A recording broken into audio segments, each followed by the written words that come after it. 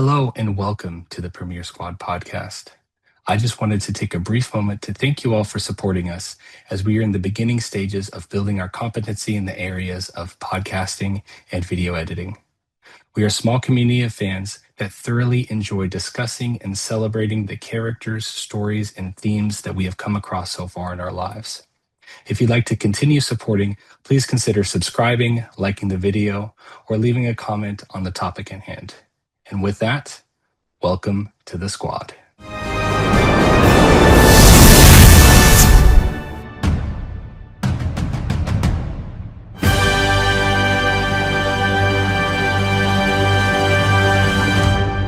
The Boys, Season 5, Episode 6.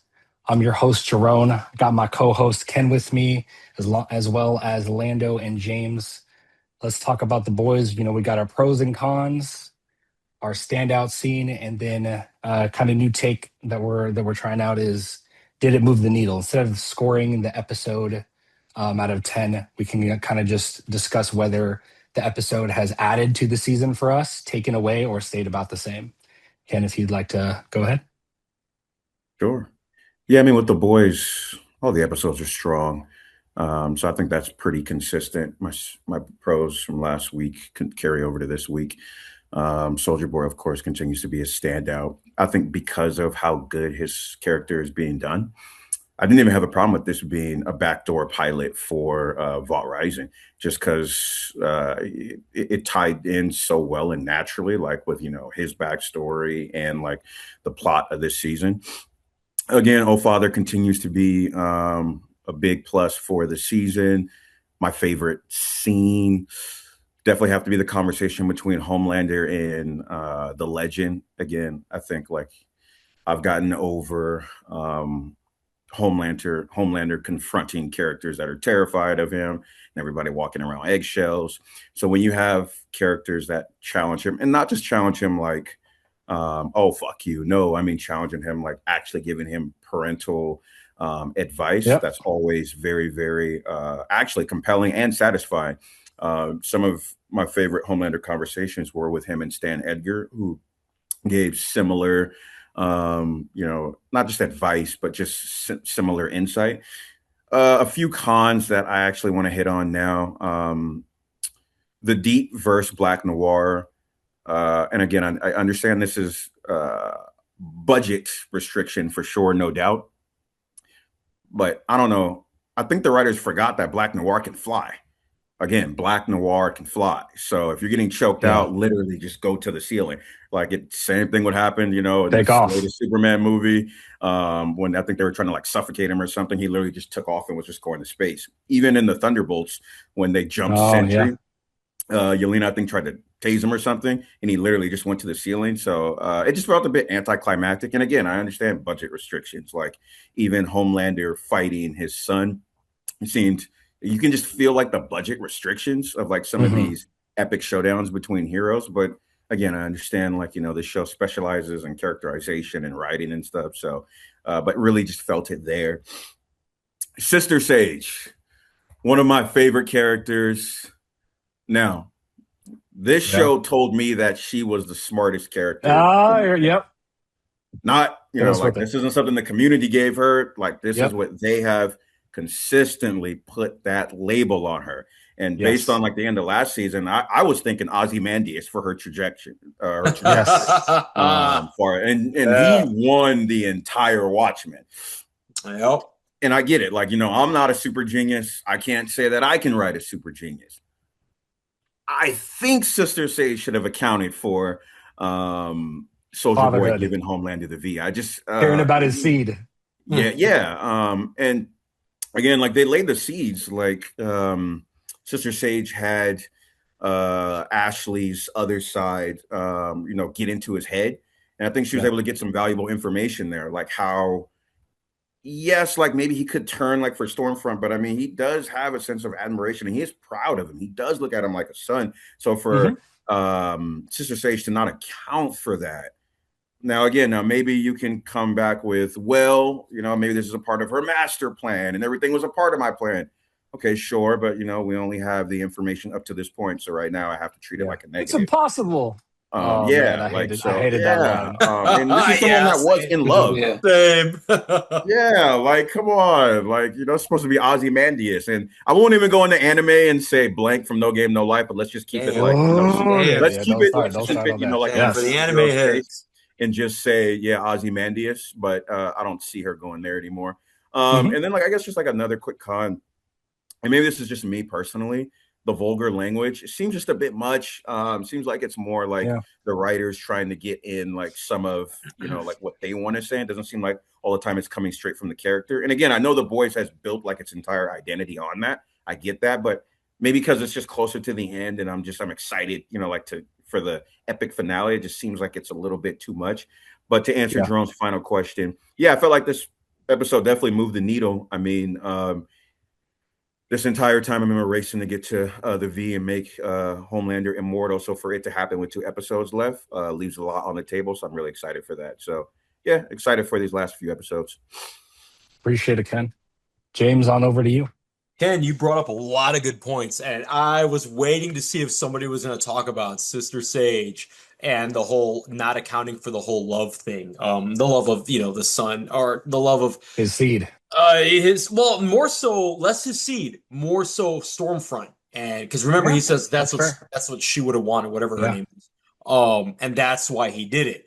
To me, that I agree with you, Ken. That's a huge negative. So I'm trying to play devil's advocate to some of like your points, which are also my points, coincidentally. And yeah. No, I did know cost out I seven don't know different if I lines. can. I will say, overall, very strong episode. I do hmm have to say, as a con, we have 2 episodes left. This is the third to the last episode for the entire series. It feels very small. Whereas in comparison, I feel Gen V season 2 did a really good job in their last like home stretch of 3 episodes to make it feel like a big event with the whole showdown Yeah, with the I totally agree with that. Yeah. the old scientist dude that swapped bodies or whatever. Um, that guy was, but like it felt like there are stakes, things are happening. In this episode, I have an issue with like Hugh and Starlight. I'm assuming this has to be like their last conversation or one of their last conversations when they're on top of the car. So it's meant to feel like as a writer, you want to write this scene, and I could tell they were thinking about this, like, oh, this is like their last like intimate moment, before the shit goes down, which is what I'm assuming. we got I Big just Bird. Yep. it didn't hit for me like with them looking at like it fit for the boys and like and that's what the show is, but it didn't fit in terms of like it feeling like a finality. You know what I mean? We only have two Yeah, episodes didn't left. feel special. This will be three. Yes, that's what I mean. It felt like another conversation that could have happened in season 4, 3, or 2, hmm or 1 even. Um, I will say my biggest standout has been the legend for this episode. The thing with him, he brings an energy to this similar to there was that Netflix show, the wrestling show, I think it was called Glow, and there's like the old producer dude that was like just talking like shit to our main character at odds with him.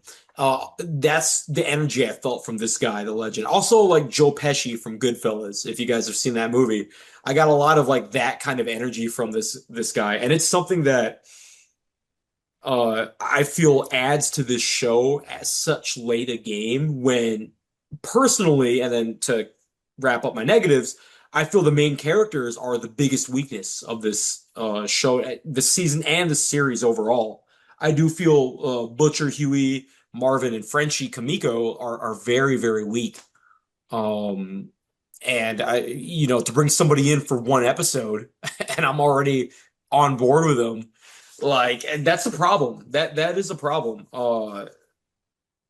Yeah, in terms of favorite scene, the Legend Standout Homelander scene. Yeah. conversation, Ken hmm already got I mean, guess for shits and giggles, the Jeremy scene with the Deep, where he's like, "We knew it No, was you." I love that, but that's like a comedic scene.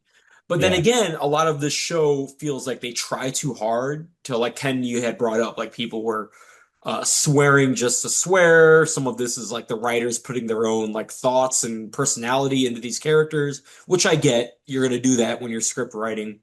But like a lot of the times I can see through it as a watcher of a lot of these shows and movies. So some of the comedy that hits for me, it works. It works for this. But yeah, overall, did this move the needle at the end of the day? Yes. We got, the deep killing Black Noir, we got Soldier Boy giving the V to Homelander, like it moved the needle. Did it feel as much of a like did it feel like as not finite, but like we're heading towards the finale as I feel it should have toward like we only have 2 episodes left. No, Hmm. I don't think so. But yeah, in the thumbs up, thumbs down world, I'm gonna give it a thumbs up. All right. Appreciate it, James. Lando, what are your thoughts? So, this is probably where you guys are gonna fight me a lot. But I mean, this episode out of the whole season, yeah, no, this was not the one for me. I'm gonna start with the legend. And then I'm Hmm. gonna just go on from there.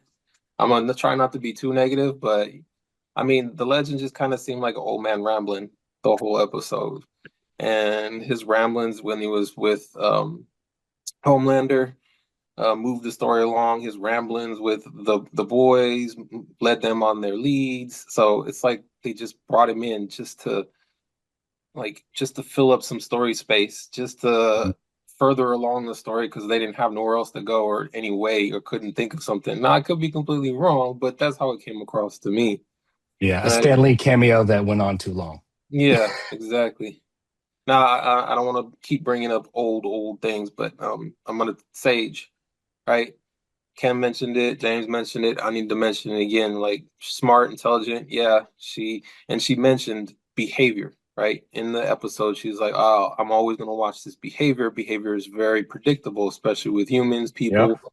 But she didn't account for the emotions part, right? Maybe she's not that emotionally intelligent. Book Yep. smarts, intelligence, like she has this grand plan, but maybe that emotion part is where kind of she fell through. So Agreed. even though Sage is she's one of the standout characters, her being able to see things and predict things throughout most of the show, but just not right now when it was needed. It was a little bit of a standout, but I still consider Sage as a pro for this episode. Um, Hmm. Man, I was gonna touch on Noir, but I'm just gonna jump over that because you guys did it already, and that death was just BS, and we'd lose another Noir. Um, Yeah. with Yeah. our father, with Aaron, Hmm. his voice being that strong, I wanted to bring up to this group is like his voice is really that strong to incapacitate Starlight. I thought she was a little bit more powerful for that. I can't see his Hmm. voice doing anything towards Homelander or maybe even to Soldier Boy. Golden Boy. Yeah, but his voice, his octaves just had that ability over her. It seemed like just a little plot point to move it along as well, right? Um, the overall episode just kind of felt like, for me, it was a filler. Hmm. I would not give it a high score. It moved Hmm. along the episode, but and I don't know if everyone else feels this. Maybe the people watching this feels the same way about this, but I don't think we ever expected that virus to be the end all for Homelander because that seems kind of anticlimactic. All the people he killed, and then just to Hmm. see him choke on his own blood or choke on his own self and die. I couldn't Explosive see the diarrhea. Yeah. yeah, I couldn't see the writers doing that at the end. It just didn't Hmm. seem right or proper. Um, on a side note though, too. I mean, how long is Deepin in this show, right? This is the beginning. I think he's gonna be like the only one from the seventh left at the end of the show. All right. Homelander's gonna Yeah. die. The stupidest character, the one who's just trying to dodge and be the snitch, he's Fuck. gonna be the only one from the seven. Like that's I don't know. I'm just throwing that out there. I'm with you. Um, favorite scene has to be the old folks home. Not just from the fight, which was a little hilarious and comedy, but in the whole with bomb site and with what was her name, Golden Geisha. Hmm. That whole part of like her feelings, how she comes across, she doesn't want to live Yeah. forever. That little back and forth, how even um, Kimiko. idolized her. Yeah. But the stereotypical TV show episode that they have with the white guy with the tomahawk, Mm-hmm. I think that all kind of played together. I like that as a whole. I mean, just one scene, but even when Yeah. Bomb Sight dropped in, I think that was like, okay, this is the part for me where this whole episode just it raised it from like a 5 to a 6 kind of thing. Mm-hmm. So, um, yeah, this episode definitely did not move my needle. I understand I moved the plot Yeah. along, the story along, and I'm excited, really excited for the last 2 episodes to see where this goes. And I'm a fan, and I'm gonna continue to be a fan. But this episode didn't do it for me. Oh, yeah, I respect it. For me, like, yeah, all my notes are pretty much gone at this point. I'll have to dive in a little bit deeper on some of them. One pro that I can mention that I didn't write down is I've really liked Ashley's character. Once again, I think I talked about this previously. I think the power and the way that it's incorporated in within the boys' universe and the way that they go about their dialogue and stuff like that is very well done. So I've continued to appreciate her into this episode, and the other side, her other face kind of taken over, and how that has worked for Sage's plans has been really good. For the O Father, I really believe when he talks about his delusions for Homelander and his belief in the judgment that is coming to him, I think he portrays a very good, like, religious zealot character. And I really feel when he talks about like that he shifted his belief from his previous religion over to Homelander, it really comes across as natural to me. So I really wanted to highlight that. Um, I agree that like the Deep and Black Noir's fight scene was, yeah, very underwhelming. But I think it's funny. I think there's a lot of people out there that, and maybe all of us have had this experience of just a coworker, and you guys, you know that you two just hate each other. So I think like we got a chance to live vicariously through that experience of like taking them out, because I think there's just that can build up within a workplace. So it was just funny to me, like when I like thought about that inside my head. Um, and then there was a few like touching moments, like when we talked about when Lando, when you talked about Golden Geisha and how she's interpreting living forever, along with Kimiko's idolization of her. I think for a second there, Huey got back to who he was in the beginning of the show and what we've kind of lost from him when he's sitting on the car talking, explaining the pure side of him. So I just really want to appreciate just the little sprinkles of wholesomeness that we actually got in there. And then Sage too, when she's talking about solitude, I think that's one thing that is undervalued, is when you just don't have to worry about things. You have a time to yourself to be bored, allow your brain to relax for a while without having to, ice pick your brain. So I appreciated those things. When it comes to the cons, right, then you go from Huey's scene talking about the meaning that him and Starlight's relationship has had together, and then it just goes right back into the Big Bird comment.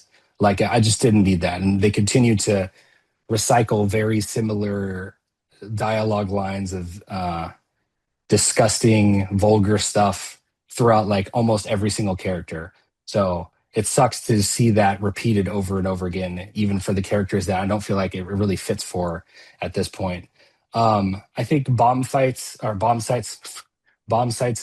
first fight scene when he's taking out the different characters of the boys was kind of weird. Kimiko just yells, "Hey!" stands there, gets blasted away. And who was it? Who else? Butcher, like latching onto him with his tentacles, and then just standing there and then getting flipped around. I thought was kind of inflexible and didn't really work for me. And then yeah, like when Sage, like I thought I'd listed this as a pro in the beginning, but Sage saying, "Oh, they're predictable. I understand human behavior and all that stuff." I thought was perfect. And then for that to just get trampled over, and then hear her as that character of supposedly great intelligence and what she's kind of shown throughout the show, to utter the lines, "It's impossible," that we've heard every single villain or hero or Frieza or whoever talk about what just happened in front of them, was just you just hate to see that. And it just completely undermines a character. And it's like, how do you recover from that unless you're setting up for something bigger? So, but like we talk about, Ken, the information we have so far, this is what you've presented to us, so we have to judge that hard.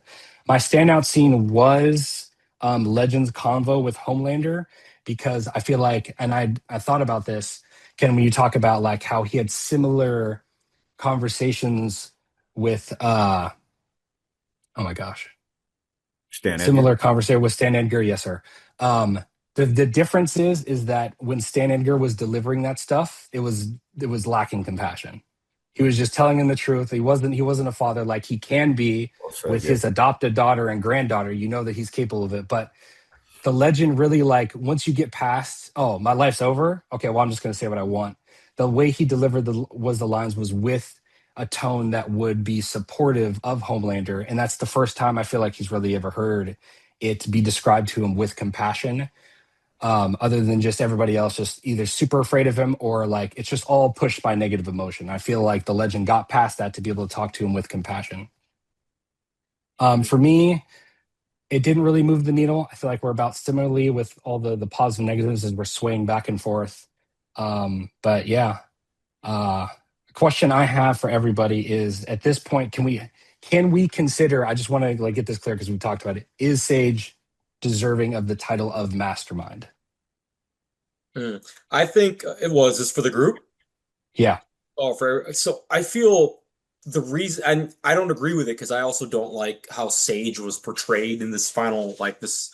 I say final, it's not. Or this Yeah. last episode. I feel like she was written to represent sort of like the show is kind of showing us like, are these characters loyal to like a belief, or are they loyal to themselves? I guess it's more like a loyalty versus morality type of deal, Hmm. right? So with Sister Sage, she essentially is choosing like the good guy morality side over the vision of the Seven or Homelander, right? And then I think that was written in terms, or so that it can showcase a parallel with Soldier Boy kind of doing the opposite, Hmm. in terms of like choosing family over global safety, I guess, or saving the world, which you would think what both those characters you think would do the opposite of what they did in this episode. And I think I'm trying to give the writers credit for making this, writing them in that way. I do Hmm. feel it's sort of a detriment to it though, because it goes against a lot of these characters that we've built up from multiple seasons, somebody like the Deep choosing his own like personal feelings or ego over the Seven or a Yeah. brotherhood, like with like the friendship with Black Noir. Totally get that. That makes sense, seeing what we've seen from the Deep. I don't know if Soldier Boy and I'm throwing Soldier Boy in the Sister Sage conversation too, in terms of like these are two characters that are doing something completely different. Is this like good writing, like with them trying to surprise us as an audience? Or is this something that just is, I don't know, kind of coming out of left field? Hmm. I don't know. I'm trying to think about like your fuck. I already forgot what your question was, Jerome. Is I Sage just a mastermind? Yeah. Yeah, yeah, okay, that's what it was. It stemmed from that. Like, is she really the mastermind? And then I wanted to go into like the whole how these characters are Yeah. written. Like Ken said earlier, I mean, I'm not a super villain, so I can't. I mean, not that I know of. So like, I can't write. I can't speak for super villains and whatnot. But Hmm. I don't I know. want to That's touch just on kind that of really fast too. When you're what's when you're up. talking about Sage and morality versus loyalty, I think, and we've talked to Ken and I have talked about this before. When we talked about like what makes a knight, and one of the things that I kind of pointed out was you can't be too smart, because I feel like once you get past a certain level of intelligence, you're really just forethought. Like you're developing good forethought. And you can see things coming and predict behavior appropriately. Yeah, Um, yeah. and it's hard to start, like, if you have someone above you that is making a lot of crazy decisions, you want to get ahead of that. So naturally you're going to become, I think, potentially more selfish, at least in that particular instance. And you start to like, okay, well, now is the time for me to flip sides, and that's fine. It's just once you make that decision and you predict that and it doesn't work out, then everything just comes into question, because you just, yeah, you can't have that look on your face. Batman can never look baffled.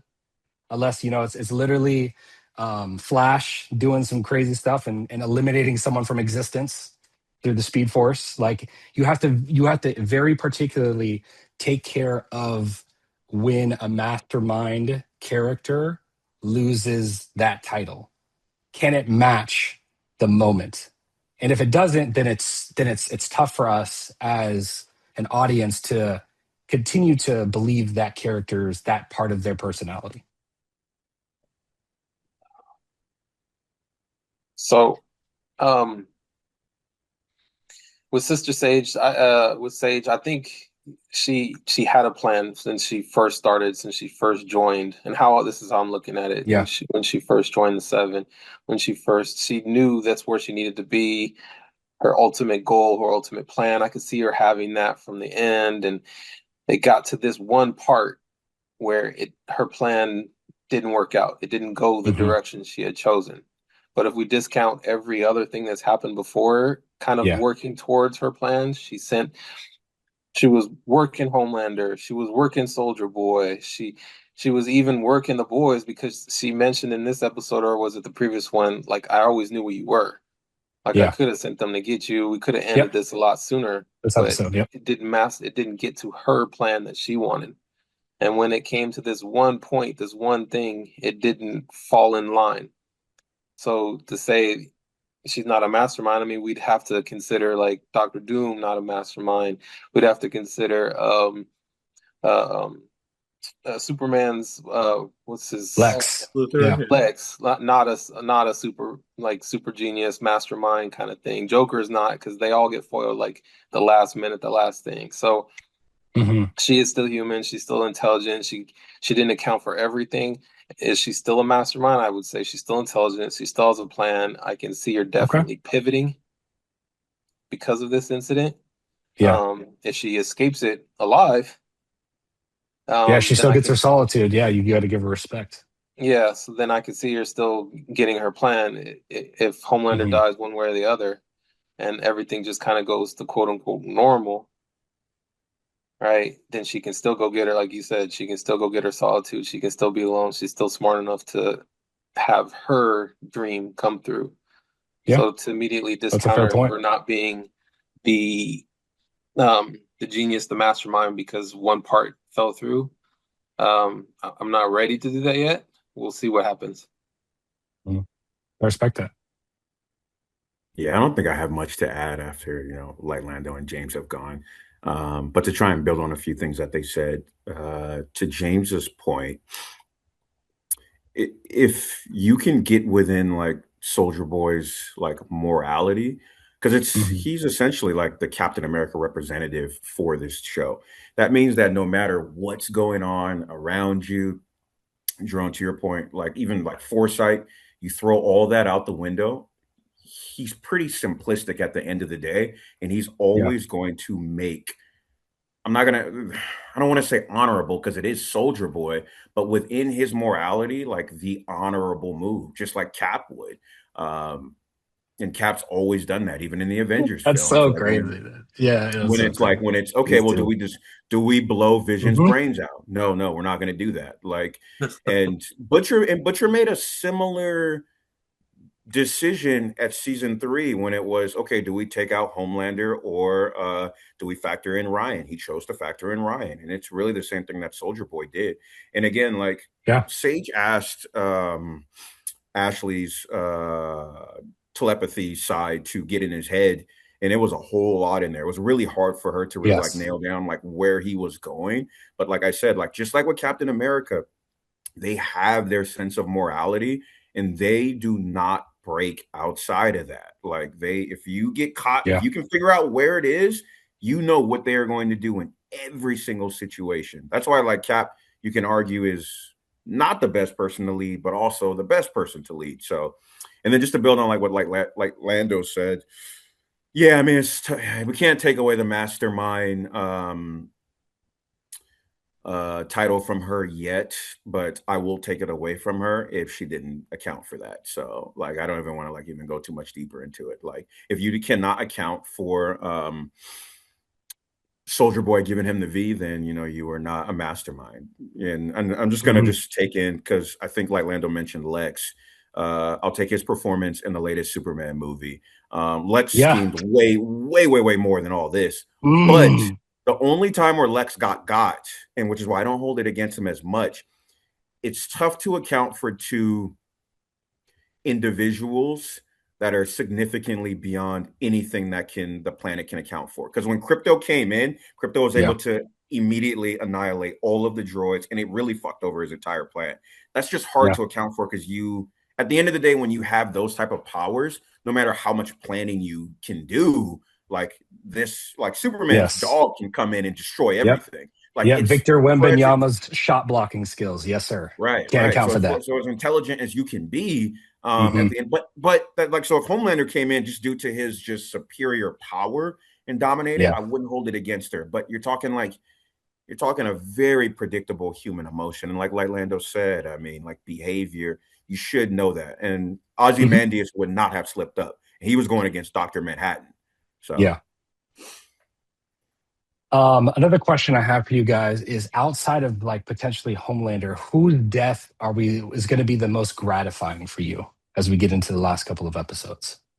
I think for me in particular, it is like the Deep because he's such a huge clown and respect because he's portraying it perfectly. I feel like he's doing a great job of just being that suck up on the wrong side. Just oh man, like it's horrible.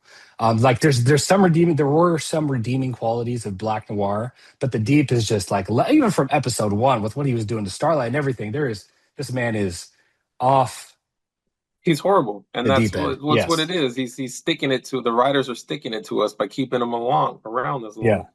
Yes. Yeah. Absolutely. Absolutely. So I hope they make like his fall, the look on his face. I want to see the deliver of emotion when he's like getting his in these last couple episodes.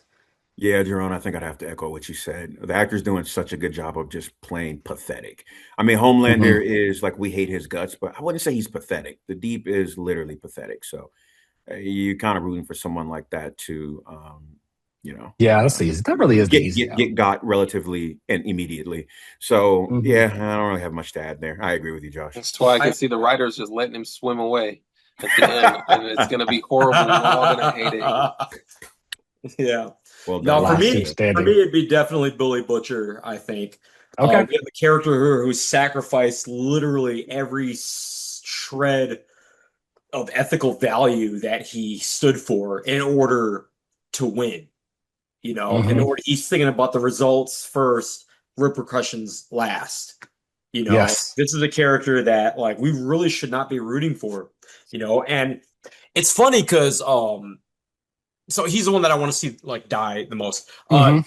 Like Lando, you had brought up how the legend didn't really work for you because he felt like exposition from an old, like a grumpy old man and whatnot. And I agree with that actually. Funny enough, even though I really liked him, and I think this illustrates a problem. The biggest problem I think I have with the show is that, we do not, I'm sorry, I say we. I do not really connect with any of these main characters. Billy, Huey, Mother's Milk, Frenchie, Kamiko, Starlight, I could definitely get with, but like the rest of them, I like the speech that the legend had with Homelander. We should have given it to like Mother's Milk or Frenchie or something, to give them like kind of like a way, and then have them kill them or Homelander kill them or let them go. Either way, it would have given Yeah. more like umph to our main cast instead of having to introduce some brand new character from the past or whatnot Yeah. Yeah. Yeah. to try to Let tie them into take that. this to Yeah, give take that them that pace. Yeah. character moment Yep. for us to care. So it's funny, like Lando, like what you were saying, like I agree with you, but like I like the legend. I agree with you about the legend, but I like him because of the reasons you don't like him. You know what I mean? Because I don't care about.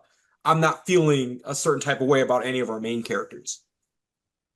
What about Ashley? I mean, that's kind of weird to say she's like a side character, but I think throughout the whole Yeah, season, the whole series, she's had multiple opportunities to get out, flee, potentially just get away and not be a part of all this crap.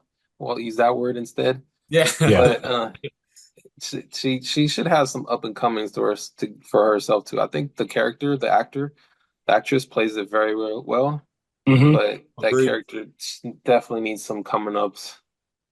Yeah, She's been way too She's complacent. grown on me too. She's grown on me since I thought like she kind of had a similar vibe as the Deep early on, but I feel like I've appreciated her more and more, especially in like season 5. She's got her dual like Dr. Jekyll, Mr. Hyde or Mrs. Hyde type deal, with that Hmm. other personality with it. It reminds me of that movie Malignant. Y'all seen that horror movie, the James Wan one, where the Hmm. chick has like the other part of her growing. She was Hmm. like a Siamese twin or whatever, and they like tried to cut her out and they left like her brain in the back of the girl's. And it's whatever. Spoilers if you haven't seen Malignant, who cares? Anyway, it was like that. Yeah, I like that. I'm kind of with Lando too. Like I might be between Billy Butcher and Ashley also because like you've been here. Like what are you doing? Hmm. And you can like your other self can read the minds of like everybody here in the seven. Like really, what are we doing here? Literally. Yeah, that's a good point. I like that, Lando. Wait, Yeah. because like Lando, you weren't on the last podcast that we did. Who do you want to see take out Homelander? Ah, shit. Huey. I think it would kind of stick it to Billy that he doesn't get to do it. He's quote That'd be, unquote yeah, I could see that. the weakest character Hmm. out of everybody. But if it is him, it needs to be something a little flashy, a little unexpected, out of right field. I think that would be one of a satisfying thing for me to see that happen. It's too cliche if we see Billy do it for me. Yeah, Um, the way Homelander talks about Huey, like when they first met and how much he looked down on him too. Like, oh, it's just continued. Yeah. So that'd be good comeuppance for him. mhm. I think James mentioned a good point last week. Um, I think whoever does it should be someone that never gave in to superpowers. Now, correct me if I'm wrong. I think Huey ended up taking the Hmm. 10th V. So I feel like Teleport. for as pure as he is, I think that would Nightcrawler. disqualify it. Yeah, I But think that disqualifies. he gave it up though, didn't he? Nah, I mean, you've given in to temptation. I feel like, I mean, just like Yep. Butcher, I mean, Yep. both of them are disqualified. I mean, it should be, I think, yeah, it's telegraphed to be Butcher, but I just like James's point that if you actually took the V or any type of the V, then you shouldn't be the one to get to, kill Homelander. Yeah, Just because from a that's moral perspective. that was the whole point of the show. That's the whole point, like justification of the show. It's like these people with superpowers that were experimented on or whatever with the V. Like it should be somebody that did not give into that the ideology of like the temptation of having superpowers. Which again, to my point about Billy Butcher is the character I want to see die. Like I guess the one I want to see die the most is him Yeah. because like this is somebody that sacrificed everything he stood for just to win. That's some supervillain shit. But he's supposed to be our secondary main character along with you. Although I am with Lando, like I totally get like Huey being, the one they're sort of posing it to be Huey. Because I mean he's like the main character of the show, I think. I don't know. For me as an audience member, I only know that because of the comics and reading a lot of like the descriptions, Yeah. watching the show, the boys are like the people I am the least interested in. I mean, not to derail the Yeah. conversation, but I don't care Yeah. We about the talked about that. boys.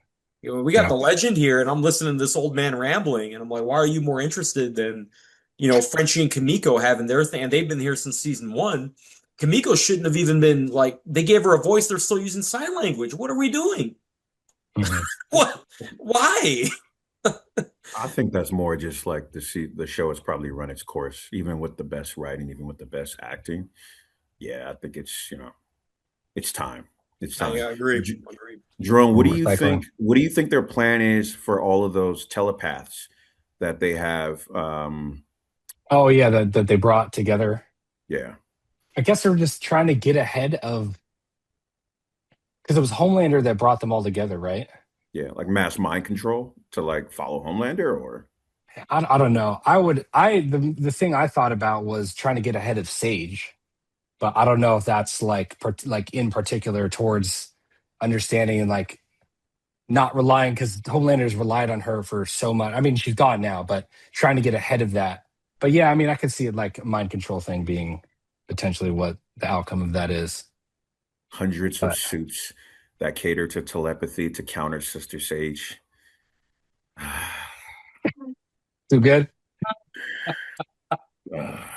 Look, what do you think Just the about way it's going to end for her, I know that like she doesn't deserve that. So Yeah. I'm heartbroken. it's going to end for her at a Taco Bell drive-through or something. No, the crunch wrap, choking on a Yeah. crunch wrap. But I love that character. what do you think about like the whole like the seven aren't even like trying to be like heroic anymore? You know what I mean? Like we're giving into this cult mentality, like this whole collapse of the institution of what they've built, the seven, the boys. True, we've right? lost that connection to their impact on the greater world. Yeah. Same thing with the boys too. Like my point earlier about Billy Butcher. You know, either Mother's. I don't even. What are Mother's Milk? What does he do? He is the only one that hasn't taken the V. Don't. Hey, I do not say you want him to kill. Yeah, Frenchie and Mother's Milk collaborating. Hopefully, they collaborate better than their gunshots went off against Bomb Site. Oh man, he is bulletproof though. Why are we shooting Soups in season 5, episode 6 with pistols? With 2 more episodes left. Yeah, he just looked over his shoulder and just kept walking. He's like, huh? The conversation with my girl. Take this view one. Anything else from anybody? Nothing that's gonna not derail the podcast. So okay. Well, with that, I do want us to. I want us to take a moment of silence for the loss of Jeremy. I think that's only fitting for this episode. So if we could all just bow our heads for a second. Tell 10 bell salute. Yes, sir.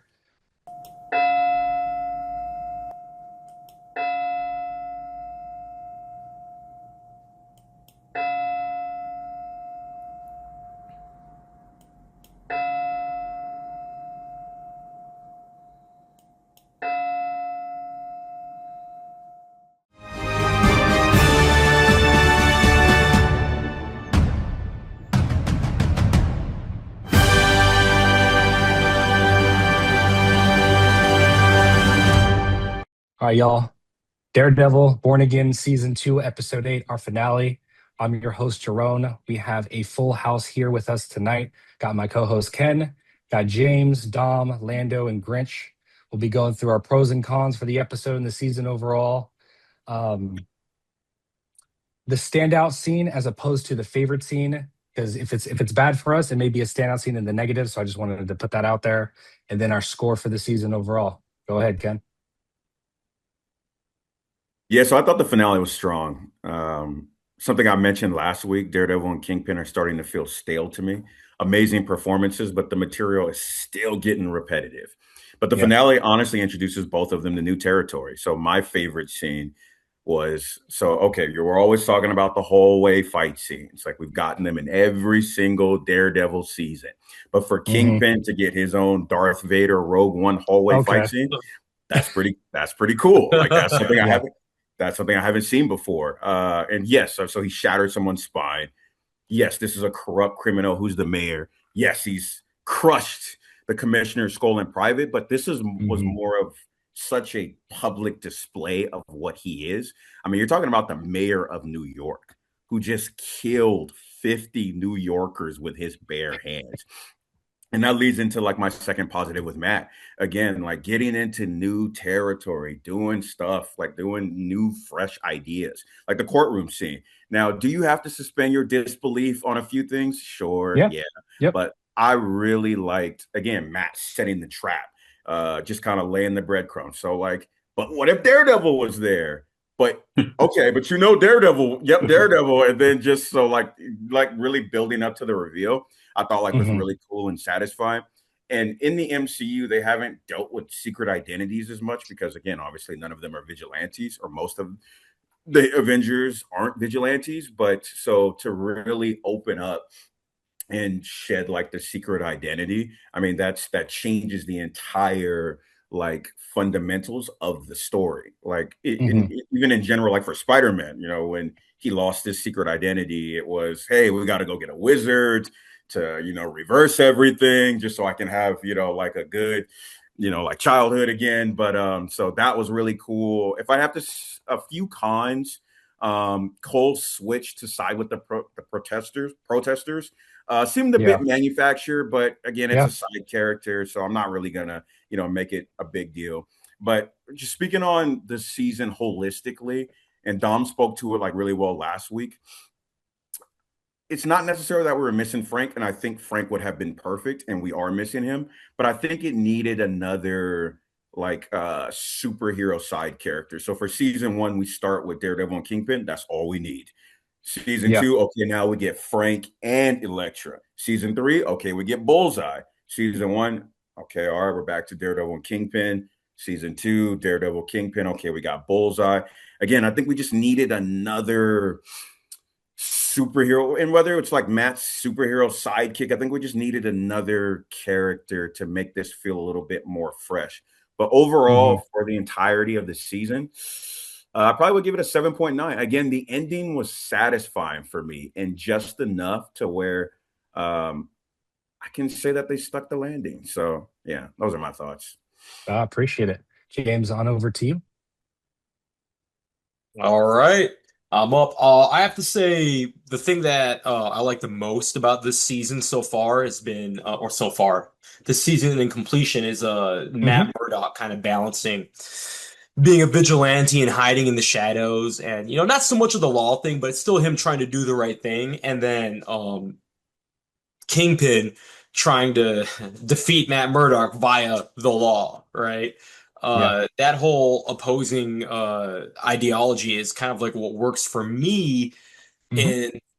in which ties into like what my favorite scene is, which is the ending talk with them where it's Kingpin and Daredevil at the top of that like courtroom, not in the courtroom, but like after the massacre and all that stuff is going on. Uh, it reminded me actually of the end of The Dark Knight, where Harvey Dent and Batman and Jim Gordon are kind of having this discussion on philosophies, In the right? building. Yeah. And then now you have something similar to that in Daredevil, and that would be probably my favorite scene overall for this last episode. My least favorite was again the anything to do with a lot of these side characters that I get it. They want to give, I mean, they're trying to give us a fresh look by giving or a fresh viewpoint by giving us all these other side characters to follow. The problem is I don't think a lot of them were very interesting. Hmm. Uh, whether it be BB, whether it especially Karen Page, which is unfortunate to echo some of Ken's thoughts. A lot of these characters feel very stale, like they're going through some of the same issues that we've already seen before, and it's similar to Hmm. in season two of the Netflix Daredevil, where you have Punisher and Daredevil talking on top of the roof about wearing the mask and whatnot. Uh, it works for me overall. I'd probably give it about like a seven in its Okay. entirety for the season, and we can get to it at the end of the discussion for what we all think. But that those are my thoughts. Appreciate it, James. Lando, if you'd like to go ahead next. Yeah, so not to reiterate, right, but I have to. I have to start with the favorite scene, and I don't see how you Hmm. don't appreciate the hallway scene. And Ken said it directly. It was like the Vader walking down the hallway. But Yeah, then it's that perfect that, that kind comparison. of that goes directly into one of my cons is that they're asking you to just forget about a lot of different things that should have been happened or could have happened, right? They gave him immunity, right? That was the immunity while he was sitting at the judge's table Yeah. and he was talking to but to tell me you can go ahead and walk down the hallway and literally murder 10, 20 people all the way down, come out bloody looking, and then still get the same deal. I mean, I 100% agree. it was just very weird for me. Hmm. Um, the other thing that plays into next season, and maybe we'll get to this near the end, but when the doctor was on the stand, and you guys mentioned it during other podcasts, um, it kind of revealed to the doctor, and this is my opinion, right? But it seemed like Hmm. it revealed to the doctor that she was wearing her mask, right, the whole time. Yeah. So at the end of the season, end of the episode, she gets to the point where she's like, okay, maybe I am wearing this mask. I need to put my real face on. And that's how I took it. And Hmm. that's where I was coming like, okay, that was pretty good. I see where they're going with it.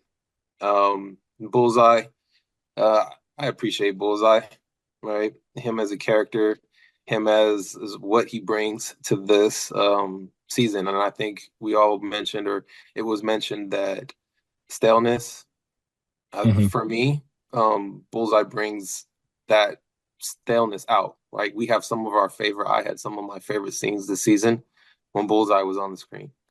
The Yep. cafeteria, the even him getting beat down by Daredevil, the trying to kill Fisk. I Hmm. think I think Bullseye was really bringing some of that freshness to the season and to this whole season. So I appreciated that. Um, the straight I am Iron Man, but it was I am Daredevil, right? Hmm. That came straight across for me. Um, I'm torn if I liked it though, Yeah. right? I think I would have rather not him copy. I would rather him do something, pull out a mask or do a backflip onto the top or something. I don't know that's way out of character or whatever for the scene, but Hmm. just the whole repeat is what I look at it of I'm Iron Man, but no, I'm Daredevil. I think that could have been a little bit different. They could have put their thought processes in and how to make that better. Um, but I also have something that either we'll leave to the end or we'll discuss right now. But I want to know everyone's kind of thought process on whether or not this was a happy ending. If the Okay. season was meant to be a happy ending. So Yeah, we'll I'll leave we'll get that to the for. other two, and then we'll go right into that. Sounds good, Lando. Appreciate it. Mhm. What's your score? Oh yeah. It was a good season. I put it comparable to the previous season. So I'm not with five being average. I don't think I'm gonna go as high as eight because the rest of the season I would have liked to see more of the for me the side characters. I would have seen a Hmm. little bit more of the Tiger doing something. I would have liked to see Frank, but obviously Frank is off fighting Spider-Man, whatever we want to call it. But I'm gonna probably give it like a 7.7. Okay, I appreciate that. Grinch, go ahead next. Oh, well, it's good to be back. Welcome back. Real quick, I just want to, I wasn't here last week, but Hmm. the last episode last week was the one thing I didn't like real quick was they were Hmm. fighting and then the episode started and they weren't fighting and nobody said anything about it. It was like, did they just call it a draw? Did they just, Yeah. agree to, we're just going to do this at another time? That was my one drawback from last week. Anyway, so on to this episode. I loved the season. I gave it a 9 when we did the first pod, and I think I'm gonna still hold at that 9 for me overall. Okay. Uh, I really enjoyed it overall. The characters, the side characters. I mean, we've talked about. Some people said it's too much, but I think everything was good enough. Uh, Shout out to BB for not dying.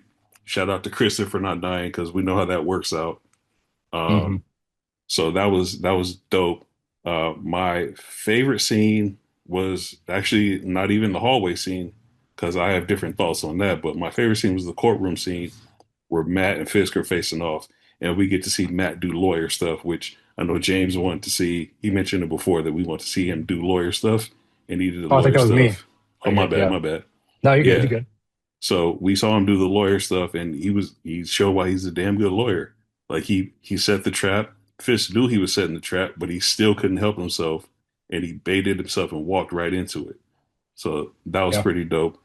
Um, my con was honestly it was the hallway scene because I'm like, come on now, this isn't even it's not fair. And I know somebody can say, well, was it fair when Vader did that? But Vader is Vader. Fisk is not. He's not that. He's not on that level. He never will be on that level. Don't So it's deserve just it. like, nah, he's punching down. It's like, come on, man. I understand you lost it. You everything you're grasping at straws right now. You're going down. You're literally not going down without a fight, literally. But come on, to just regular people, come on, dude. Like, all right, I get it. But They like I did said, jump him. They did jump him and started stomping him out.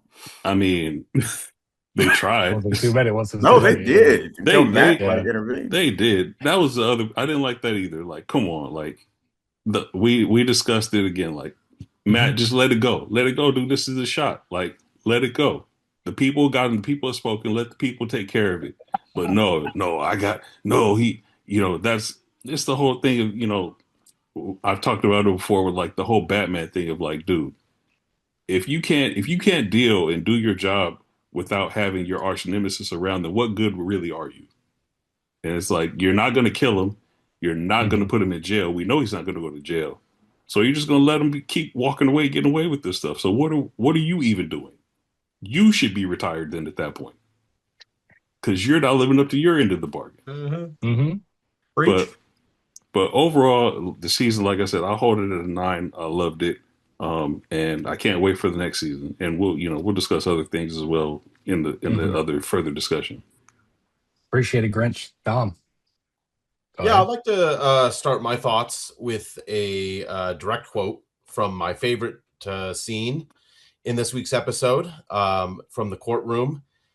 This is Matt when he says, "This court was formed to adjudicate the Safer Streets Initiative, an initiative created by this man, which means this court has neither the ability nor the mandate to decide justice." Mm.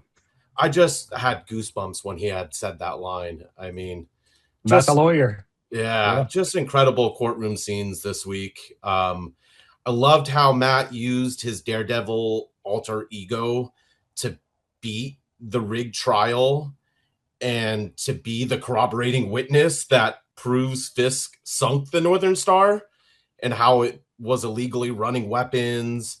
And I thought that was a really cool way to do that and reveal to everyone that he was Daredevil. I mean, he was even able to get Kingpin to snap and admit on the stand that that he was doing that, which led to a great line from Fisk too. He was like, "That's above your pay grade, little man." I was just dying when he said that.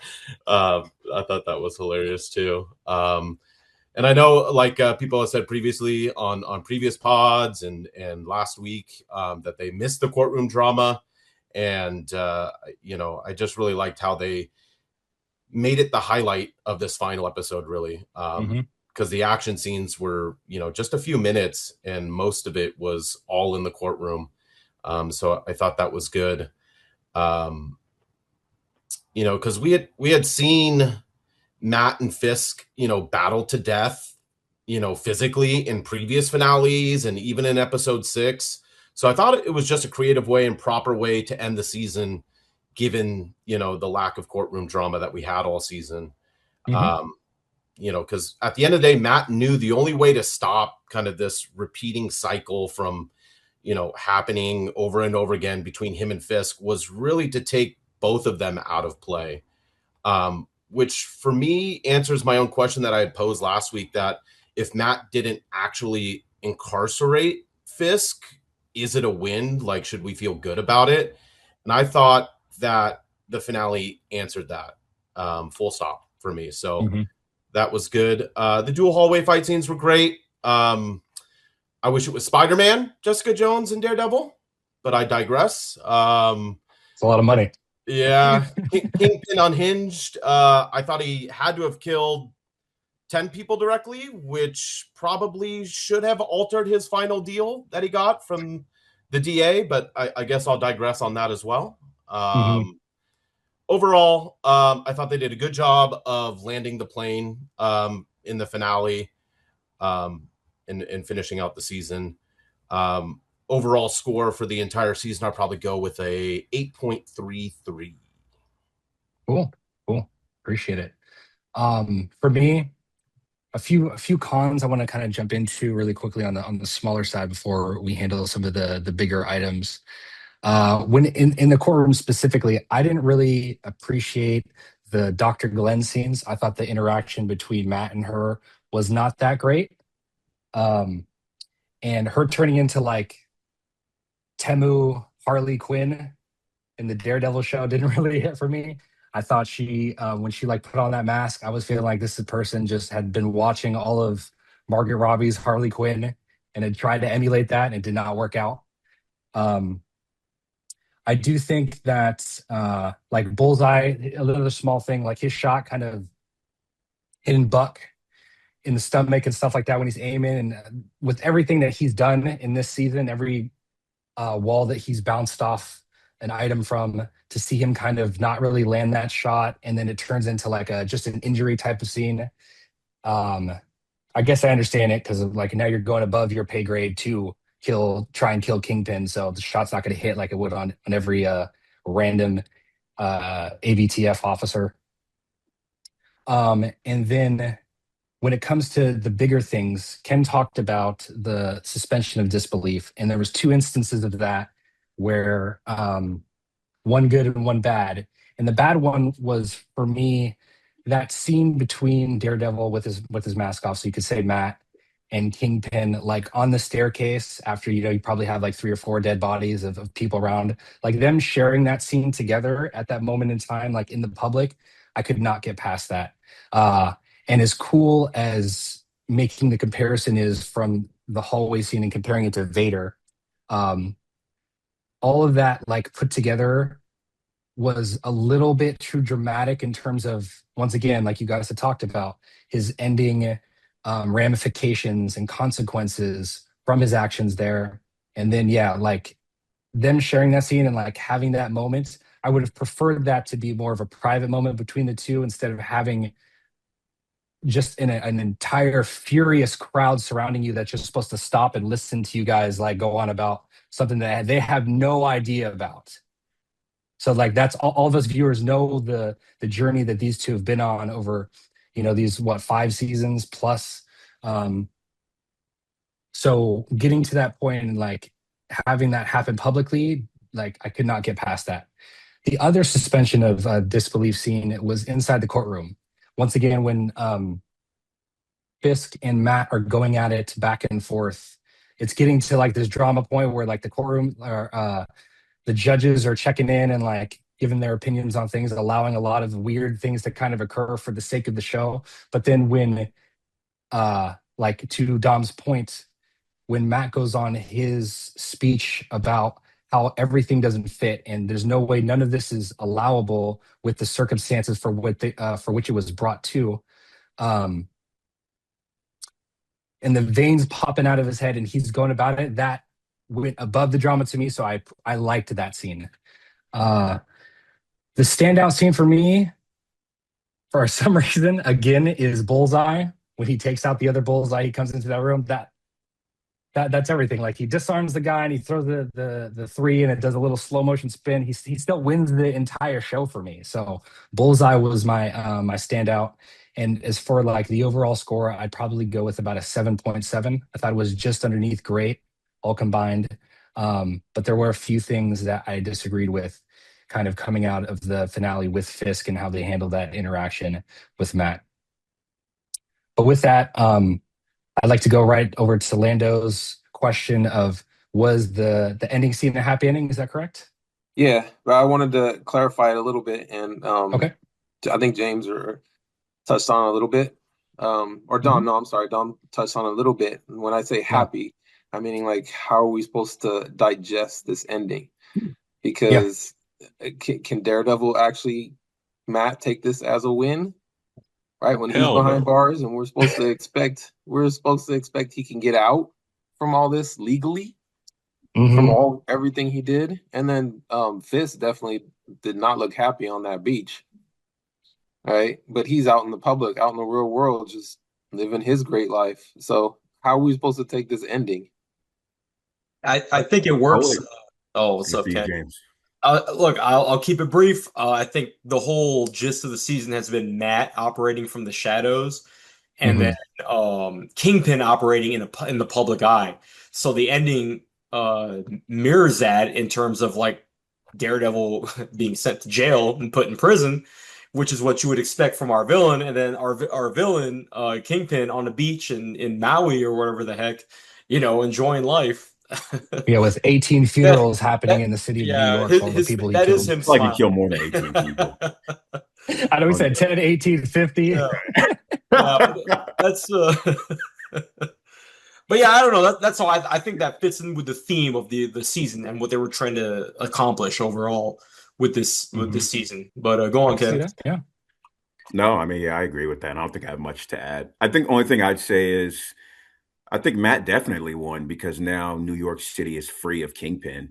Even though Matt doesn't have his freedom, like I said, his city is free. And even though Kingpin has his freedom, he has no power, which I treat more like a prison for him than anything. So I'd say the superheroes still won at the end of the day.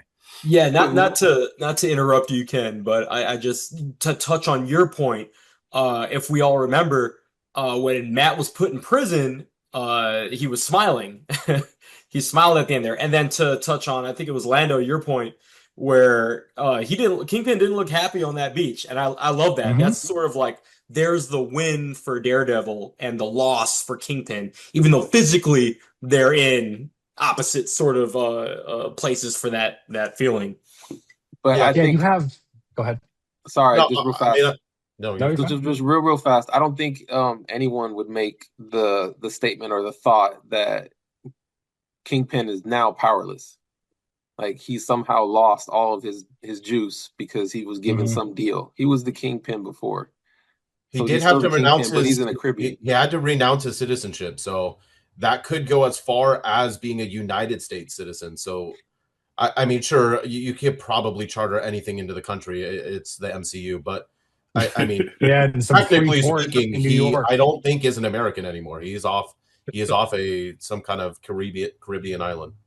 Yeah, I Get would him in say it'd that be free different port. if Kingpin was like an international crime boss, but he's always been very local to New York. I think that's really the Yeah. only thing that's meant a lot to him. So because they took that away, I'd consider that Your still a win. aggressive neighborhood In Billy. my opinion. Good point.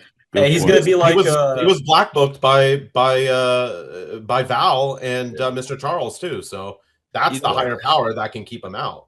That right. To Dom's point, like because like Lando, we touched on this last week. I mean, he tried to assassinate the governor of New York. He's had his people shoot at CIA operatives. At some point, there is structure, and you can be got. Like at some point, there are bigger people on the block than you that can put you over there. In my Did opinion, anybody see the clip of him breaking somebody's spine on the drywall? Is that Yeah. gonna shattered that dude's spine. I bet money he's coming back to New York. Who would bet against me? I so wouldn't be I that's wouldn't be surprised if we see him in season 3. That's all that's I what gotta I say. wanted to get at in terms Honestly, of like how we feel as viewers is that D'Onofrio, like they don't want to kill him off because he's just there. And they like if he's coming back, he's kind of a fan favorite. So I don't know, like we have an issue with saying goodbye in general, just as human beings, as I regular have a human beings. We big don't like to say issue. goodbye. I'll tell you a big issue I have. That son of a Mm. bitch, Powell was still alive. That's my big issue. That was some BS right there. I agree. Hey, I'm with Grinch. I forgot to bring up that point. I'm like, Well, this guy. we gotta have good prison scenes next season, between him and Matt. I mean, come on. Mhm. Oh, I was just yes. waiting. I was waiting for Poindexter to take him out. I'm like, he's gonna get it at some point. Somebody's gonna get him. I was like, if Man, not how him, did you guys feel when he popped out when Fisk popped out and was like boo? I laughed so hard. I laughed thought it so was kinda hard. And then he was funny. like, Unhinged.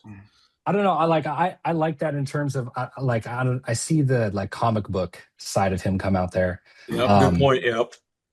and another like to touch on Lando's question too. Fisk to me really embodies like two different things: his family and the crime. And now he has neither one of those things. So this is probably the worst case scenario for him because now he has to do is sit there and have his thoughts to him, and that's terrible when you're in the situation that he's in. Everything that I don't know how much like his kid is tied into things because like I'm coming out of Spider-Verse and that's always like I connect him to Vanessa and his child, his son. But yeah, losing Vanessa I know is such a big part of his personality, and then the crime side of it as Kingpin, obviously. That like yeah, there's no one like feeling worse than him right now. is he a Marjapur or how you say that? Madripoor? Is that where he's at? Are they still doing that? Are they still doing that whole thing? Is that No, where he's he's on his at own island. with what's her He's on it. name? He's not with No, what's no, her he's on name his. that was becoming the gun runner chick from the Captain America show? Or are they just giving up on all of that? Oh, the niece, Yeah. Are they Oh, Peggy, gonna link it together? Are they gonna Peggy's link niece, together? Sharon Carter. Yeah, Yeah, yeah. yeah.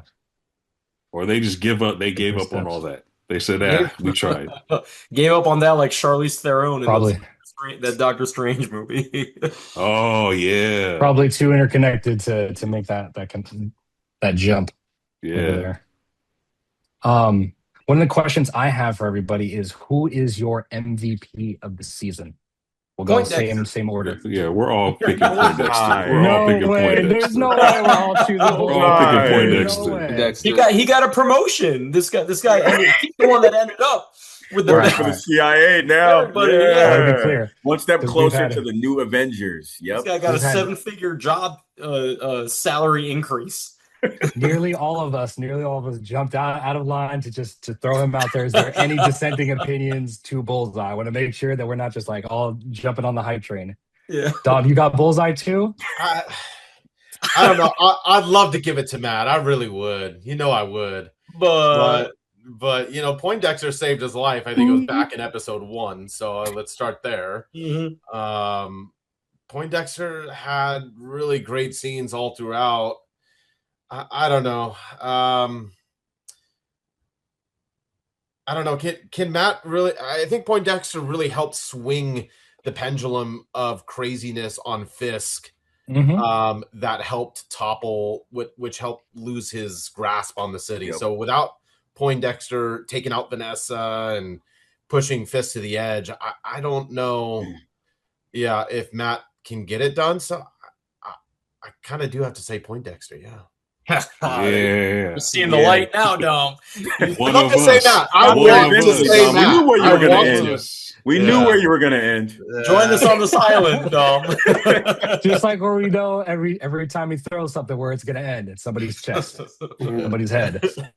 No Wherever matter it's what supposed to type be. of food item or table item it is, we know where it's going to end up. Yeah. I mean, yeah, from the first episode of the he first saved the season. Go governor ahead. too. Like he saved the governor too. That's like really Yeah. that's the Yeah. biggest thing. I mean, like I said last podcast, after Fisk fails to assassinate the governor, it's over. So that's all Mhm. Bullseye. Yeah, and it's crazy because from the very first scene from the first season where he comes out and takes out Foggy all the way to now, like even outside of his action scenes, which are incredibly dramatic, the couple, he's had a few speaking scenes, and those two have been awesome as well. Yep. I'd like to pose a question. Yeah. What do we think everybody is expecting for season 3 and where the show is going to go next season? Does it, come off the heels of Spider-Man? Are we going back to the Hand? Is it all about, the Defenders? Where does everyone think the season 3 is going to go? I hope it goes Good somewhere question. other than street villains and courtroom scenes. I think now with Daredevil admitting that Matt Murdock is his alter ego, he doesn't have a place in the courtroom anymore. Now I won't be surprised if they announce that this is going to be the final season. Former lawyer. Third one, yeah. Now I feel we should really get like some kind of larger than life sort of threat that all of the Defenders have to come up against. In my opinion, Yeah. that's what I think. Yeah. Go ahead, Ken. Yeah, like to build on something like Lando said a little bit earlier, because hopefully for the good of the show, Kingpin stays exiled. Because I don't want him to come back to New York and repeat some of the same tropes that we've seen for the last, now we're on Like you mentioned. four or five seasons. So, but like Don, to answer your question, I'm not sure, but that's what's exciting. It's not going to be Fisk. It's going to be a different antagonist that will be different than Fisk. That's all I can ask for, with superhero supporting characters. I know Bullseye's great. He's an antagonist, but I mean like superhero supporting characters. So I'm excited. And as long as I get to see Misty Knight. Yeah. As long as I get to see Misty Knight at least once next season, I'm good. Yeah. Just once. Yeah. Just And once. too, like I'm going to use that point to kind of jump off on Jessica Jones. Like, I only really saw her in name only this season. I felt like she was wasted. Every single time she spoke was nothing that was lasting or impactful. The fight scenes were pretty cool, but they really need to ramp up her and Luke and Iron Fist's Danny, contributions to the season. Because to yeah, James's earlier point, they shifted a lot of the focus on those lamer side characters that no one really cares about. They got a lot of development, and Jessica didn't, and the Yeah. show was weaker for it. I Well, thought BB hopefully was they good. keep Just White Danny as a Tiger. lame side character No. too. Dang, Hopefully I'll they let keep him everybody else as a sleep on lame that. side character. He gets What as about a little screen time redemption as arc? possible. Come on, Grinch. Don't you want to see a Nah. redemption arc? Nah. I thought he So- was fine, but I'll stay out of this. Yeah. There's like three. Should have There's like died. there's like three things that I see like that Yeah. could possibly happen.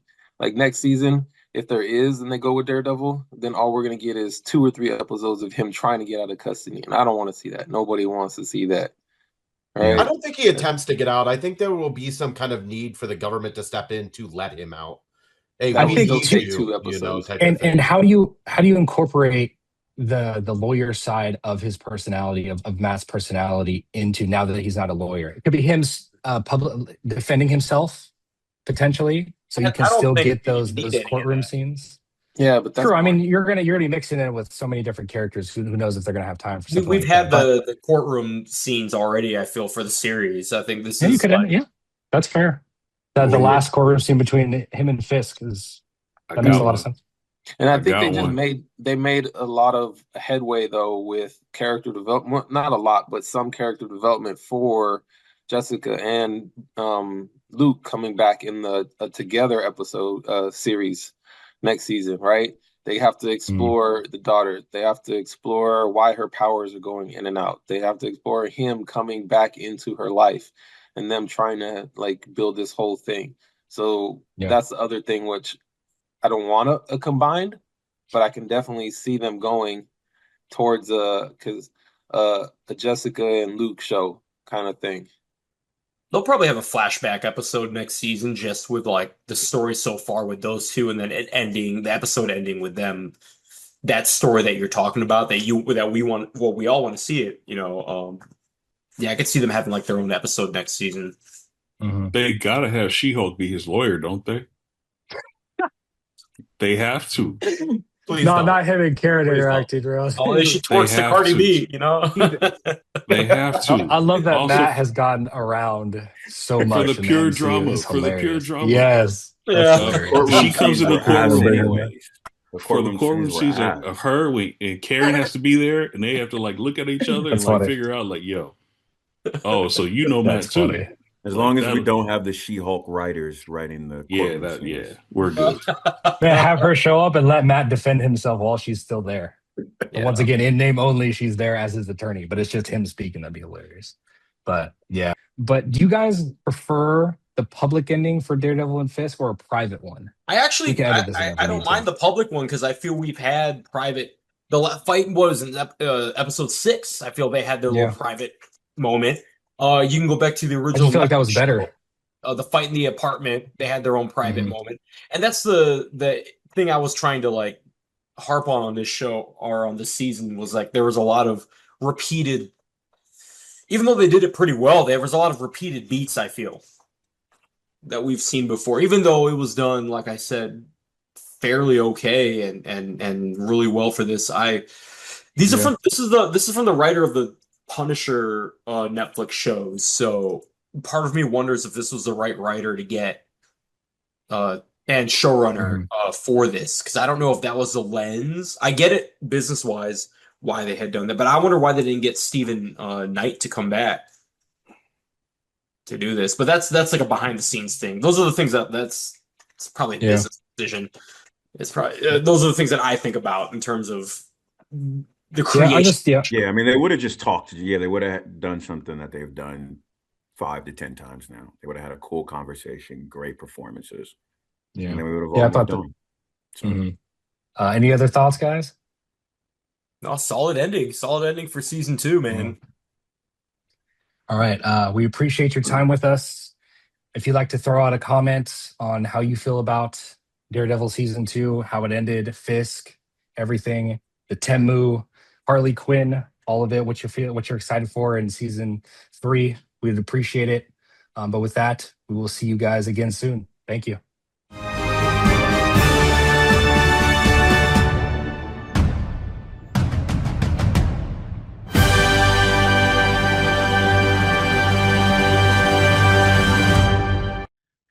Star Wars Maul Shadow Lord, season 1, episodes 9 and 10. The finale is coming through.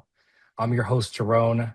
I got Ken, Grinch, Dom, and Smitty with me here today to break this down this entire season. Going to go through our pros, our cons, our standout scene from the entire season or the last couple of episodes, and our score out of 10. Ken, go ahead. I'd be honored. I am not the biggest Star Wars fan on this podcast, but yeah, I'm not going to speak too much outside of Vader. You're talking about the greatest character, arguably in fiction. Favorite moment, episode 10, Vader's first force push and the sound design. Like with my sound system, it really felt like he cracked reality.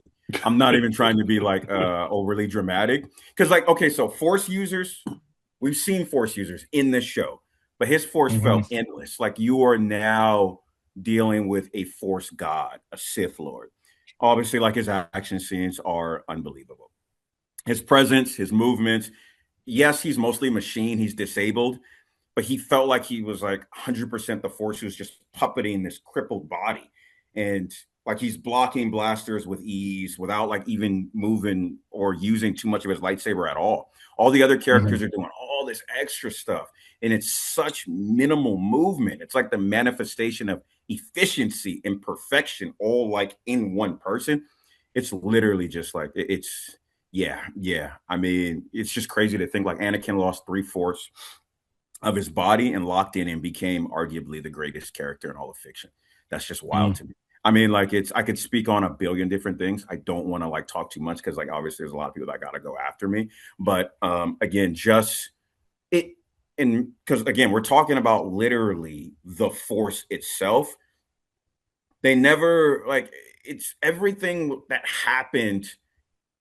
It was like he was not just ahead of, but it already happened for him. Like whenever someone would try and strike him, it was just such casual defense. It's really just crazy. Like in favorite line, please inform him that they are on his way or that they are on their way. Best line for me. Best line for me. Like it tells you, the audience, what's coming, and that's all you need to know. So I mean, oh my goodness. Like we actually got Darth Vader for an entire episode.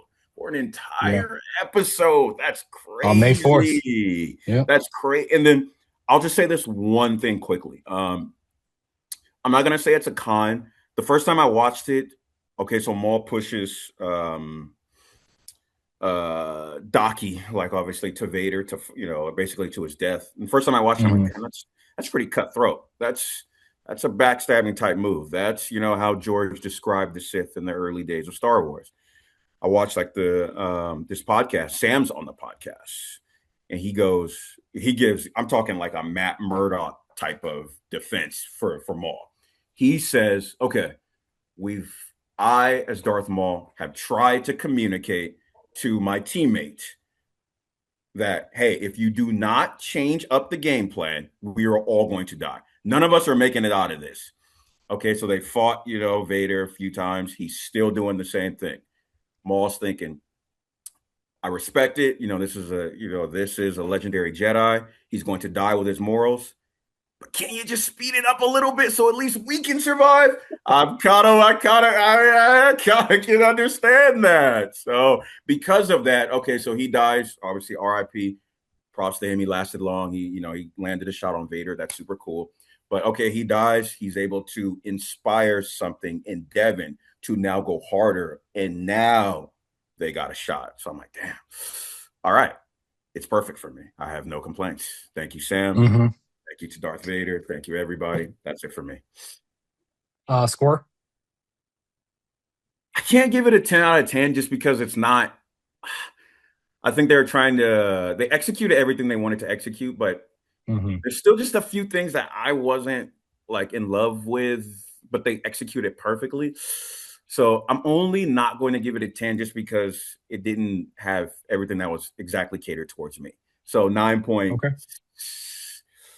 Man, but then like you bring in literally the greatest character of all time and get him right, and it Boo. exceeds my expectations. Fuck.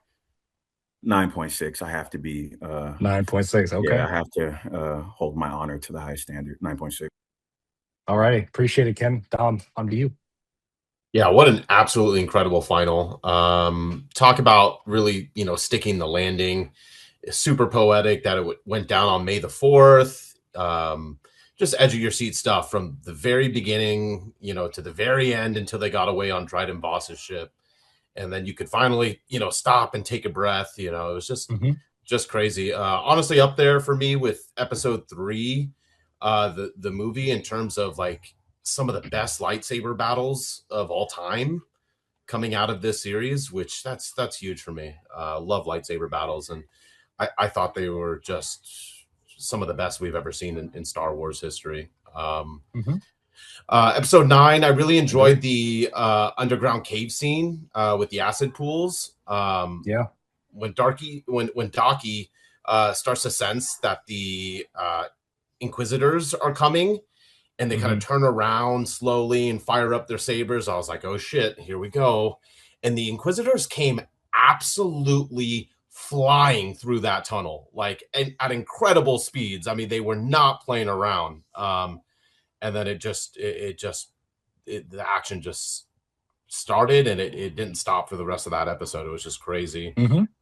There's a great slow-mo still from that episode where they kind of slow-mo into it, and then they do a quick pause and then come out of it, of all 5 of them with engaged. all of their lightsabers entangled.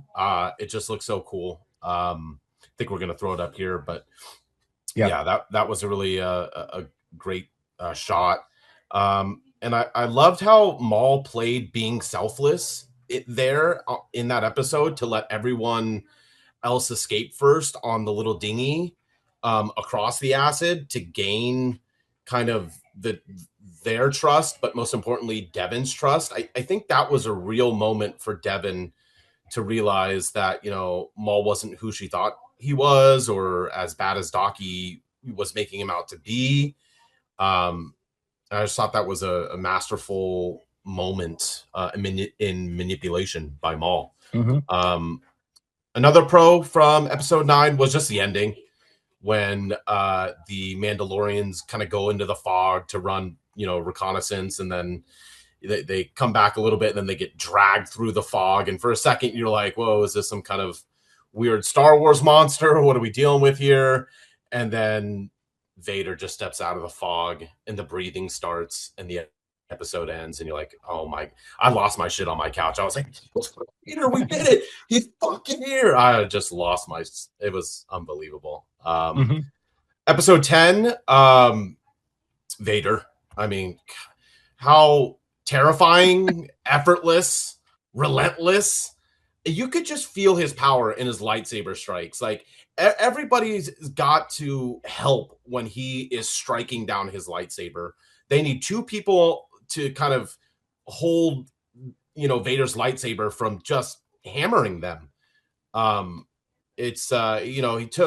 Vader took 3-on-1s at the very beginning of episode 10, just against 3 very impressive force wielders, and just made it look easy.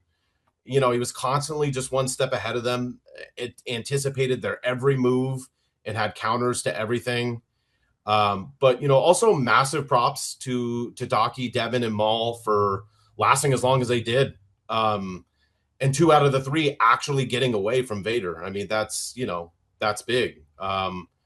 Especially when, on multiple occasions, a lot of them had to go one-on-one against Vader, and they were able to survive for 30 seconds or so, engage him, and so until backup came. So I thought they did a really good job. Obviously, Daki, RIP. I guess apparently you're not in good hands with Allstate, so that's rough. Special shout out to Devin, though, for sure. I thought she was just absolutely incredible. she had so much growth from where she started in earlier episodes in the season to kind of where she ended in episode 10. She was doing some incredible things in the fight scenes. She was flipping and rolling, and she had great lightsaber action. And to be a young Padawan and to survive Inquisitor, not just survive, but thrive against Inquisitors and survive against Vader, was just really impressive for me. I'm really glad that she's ready for Maul's teachings. Looking forward to where that's going to go next season. Score for me, they did hit everything for me. I can't ask for anything more. I have no cons. I haven't had cons in all 3 of the episodes of podcasting that we've done about this show. I do give it a perfect 10 out of 10. One of my most favorite Star Wars shows ever. Woo! Super Appreciate it, hyped. Dom. Appreciate it. Yeah. Dom, Devin's Go ahead. lightsaber that she was using towards the end, what color was it? Yeah. I don't know. What color was it again? Red, baby. Yeah. Oh, appreciate it. All right, Jalen, on over to you. Oh, that's great because I wanted a couple of the comments Dom made I wanted to touch on, but the just going back real quick, the Inquisitors coming in when they're in like the acid pit underground area, yeah, it literally felt like the Inquisitors were like predators stalking and they were making their final final leap on their prey. Just at the speed of which they came around that corner was incredible.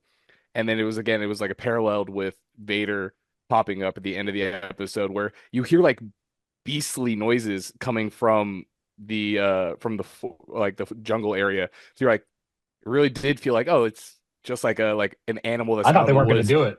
Yeah, I was like, oh, it's just gonna be like some like animal that they got to get through, and then it was like, oh no, we get Vader. I was like, it makes sense. I was like, he was waiting for it. He was already talking to the Inquisitors, and that's why he targeted Maul's leg, just like everyone else did.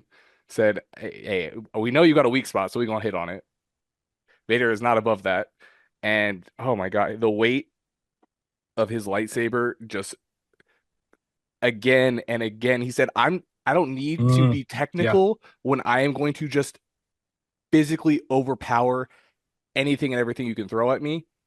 And then when he is being technical, you can tell all of the like when it's Devin and Docky versus him, or when Maul and Docky are fighting him, they're jumping around him and everything. He's barely having to move his feet. Barely has to move because he's just like, I'm in control. I'm just kind of feeling everything out. He's basically toying with his food almost is what it feels like when he's on screen with these guys. And he like it almost is like felt a little disrespected when Docky actually got a hit on him. He's like, well, okay, now hold on. Now I gotta end this. Um, but yeah, no, I mean, I don't really have any major cons for this show at all. I do think we've been talking about in the last 2 episodes where we're talking about Devin, will she, won't she, join up with Maul if Docky died, which, hey, I mean, you're against Vader. Good luck with that. Yeah, it's just kind of like them actually going the way of saying like, oh, she's gonna go work with him, I think is and like literally go and say, hey, let's start training. Let's get to it. I want to be better. I want my revenge. Screw the Jedi way. We're not doing this anymore. Said I want my vengeance and I'm gonna get it however I can. So I think I mean as far as that side of the story, I have zero issues with whatsoever. Didn't talk about Lawson's sacrifice for his son. I did think that was pretty good. Yeah. Everything went kind of haywire. And I mean, everything that could go wrong kind of went wrong. I mean, it's hard to go when you have all these TK troopers just swarming the hell out of you, and then you have uh 2 Inquisitors and Vader show up. Like the fact that even some of them made it out alive, or the majority of them made it out alive, as far as the main cast, like that's a pretty big feat. Like unfortunately, I mean, Maul losing Icarus, which actually was one of my favorite little Maul scenes from episode 9 when Icarus just like, oh, I'm just gonna take some guys out with me because I'm not making this out either. Tackled them into the acid pit. I thought was really good. And Yeah. then you see Maul kind of like, I think he still feels that a little bit because it kind of reminds him. I mean, Icarus just watched his brother die. Maul watched his Savage die to Sidious. So like watching now Icarus sacrifice himself, like all this loss is really starting to weigh on Maul, even though he's like kind of using people. You can tell he still cares about some of the people that are around him. Yeah. So him just going full lightsaber throw, just cutting through like five troopers and then getting right back into the fight, like I thought was a pretty dope scene to see. Outside of obviously anything Vader related these episodes. So, um, I want to give it a 10, but I'll give it a 9.8. I do think just because it wasn't even that they did anything wrong, it's just a little bit of I mean the A and B stories coming together between like Lawson and everyone and then Maul. I just didn't really care about some of the characters as much. Like Riley and Lawson and Two Boots, like they were there, but like I you could have cut a lot of that out and I would have just been fine. Like Yeah, not the same droid impact as we've seen in the Star Wars yeah, universe. Yeah. yeah. I honestly I thought Spybot Yep. was honestly I agree. significantly better as Yes. as a robotic I'm character. watching you. Yeah. Yeah, all I that thought was stuff. dope. Yeah. Yeah, so R.I.P. and you Yeah. even saw it on Maul's face, like when he was like, "Oh, master," and he died. It's like Maul was like, "Oh yeah, that's my little homie." Like, Yeah. Yeah. damn. So yeah, I'll give it a 9.8. Great Appreciate it, show, Spinny. great way to Hmm. end, and leave us on that wanting more. Yeah, I agree. All right, Grinch, on over to you. Man, I started at a 9, and the wise Ken James told me a while ago. He's like, we're gonna get Maul against Vader in the last 2 episodes. I'm like, Man, I that's didn't doubt crazy. him, but I'm like, that's crazy that they're gonna do that. I'm like, there's no way, but I'm like, they can't do that. And what do we get? We get that. So I'm just gonna cut to my score. It's a 10. Like hearing you guys talk about it, like, I was like, yeah, it's a 9, 9.5, 9.2. No, we're just gonna get to it. It was at a 9. You give me 2 episodes of Vader, really an episode in 10 minutes or Yeah. episode in 5 seconds of Vader. Hmm. You get a 10. You get to see everything that Vader is. Before I go into that, rest in peace to Icarus, Spybot, Docky, I guess, Cast, I even guess. Mark. Even Mark disappeared. So, it was a lot of loss, but I mean, Vader is Vader. My favorite, I wouldn't say my favorite scene, but a scene not mentioned after the fights and after Docky dies and Maul, he's gets with Devin and then they're about to make that escape and they're in the underground and then Vader just busts through that wall like Jason, scares the shit out of everybody, and Terrifying. then they go right back at it. I love that scene. Yeah. Literally made a note saying that it felt like Michael Myers Right, in Halloween when he right, did that shit. I was like, this is great. right. Hmm. Yeah, but it was the season lived up to everything that I wanted it to be. Like I said before, I didn't watch like Bad Batch and any of the other animated shows before, so I'm not too well versed in the history of like the timeline of where this fits. But for them, when they first meet Vader and they're going up against him and they say, "What is that? How do we stop that? Hmm. We can't defeat that? Not him, not any that. They don't even know what he is. That's crazy to me. Like they've never seen anything like that, and they don't know what to do. They don't know how to get around it. A Jedi Master, I wouldn't say a Padawan, but a Jedi Master and a trained Jedi and a Sith Lord, like they're like, we've never seen anything like this. We have no idea how to defeat this. That's insane. Hmm. Insane. But it was overall, like I said, a 10 out of 10 for me. Great show. I mean, I don't want to keep meandering on. Hmm. All right, I appreciate that, Grinch. So I guess I'll be the one to get on my high horse. Just a little background on me, for those who may not know. I'm probably one of the biggest Star Wars haters out there. Um, for the majority of what I've seen on screen, My two favorite properties, which I really appreciate, are Rogue One and Andor season one, as the two standouts within what I feel like is kind of a trash heap when it comes to Star Wars, in my opinion. But that being said, since we've spent so much time with Vader, I'm going to go off on Maul for a minute. My favorite scene was the initial ATST that Maul busted through in the middle of Episode 9. I had talked about the need of impact, that a lot of the lightsaber stuff was flashy, but I didn't feel anything meaty or heavy come through in any of those scenes yet. So when he comes through, he hits that 360 slash and takes out the ankle joint of the ATST, the chicken leg. Um, and like coming out of where he's been in some recent fight scenes, he had his knees oiled up, not with the WD-40, but that WD-66. Shout out Order 66. And then in both that scene and then in the scene against the Inquisitors in the cave, like he looks back twice. And that's what I've come to really appreciate is Maul, like in this show, has built up so much for me. Um, Now, when Vader pops out at the end of Episode 9, I like that because I appreciate it when Vader's a cherry on top, and this is really my thoughts right at the end of Episode 9, as opposed to being the saving grace in some of these other Star Wars properties. So I feel like they did enough for all these other characters that I've come to appreciate them. To just throw him in there as that cherry on top was appreciated. And then as we get into Episode 10, one of the things that I question is how much do we need Vader to be able to carry these shows? I feel like he's potentially relied upon too much.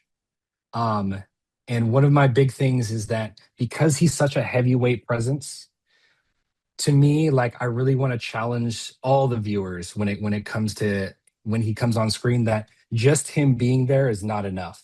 And I'm not saying that for Maul specifically, but for the way I feel like we treat Vader sometimes, just because he's there, his face is there because he's such a big presence.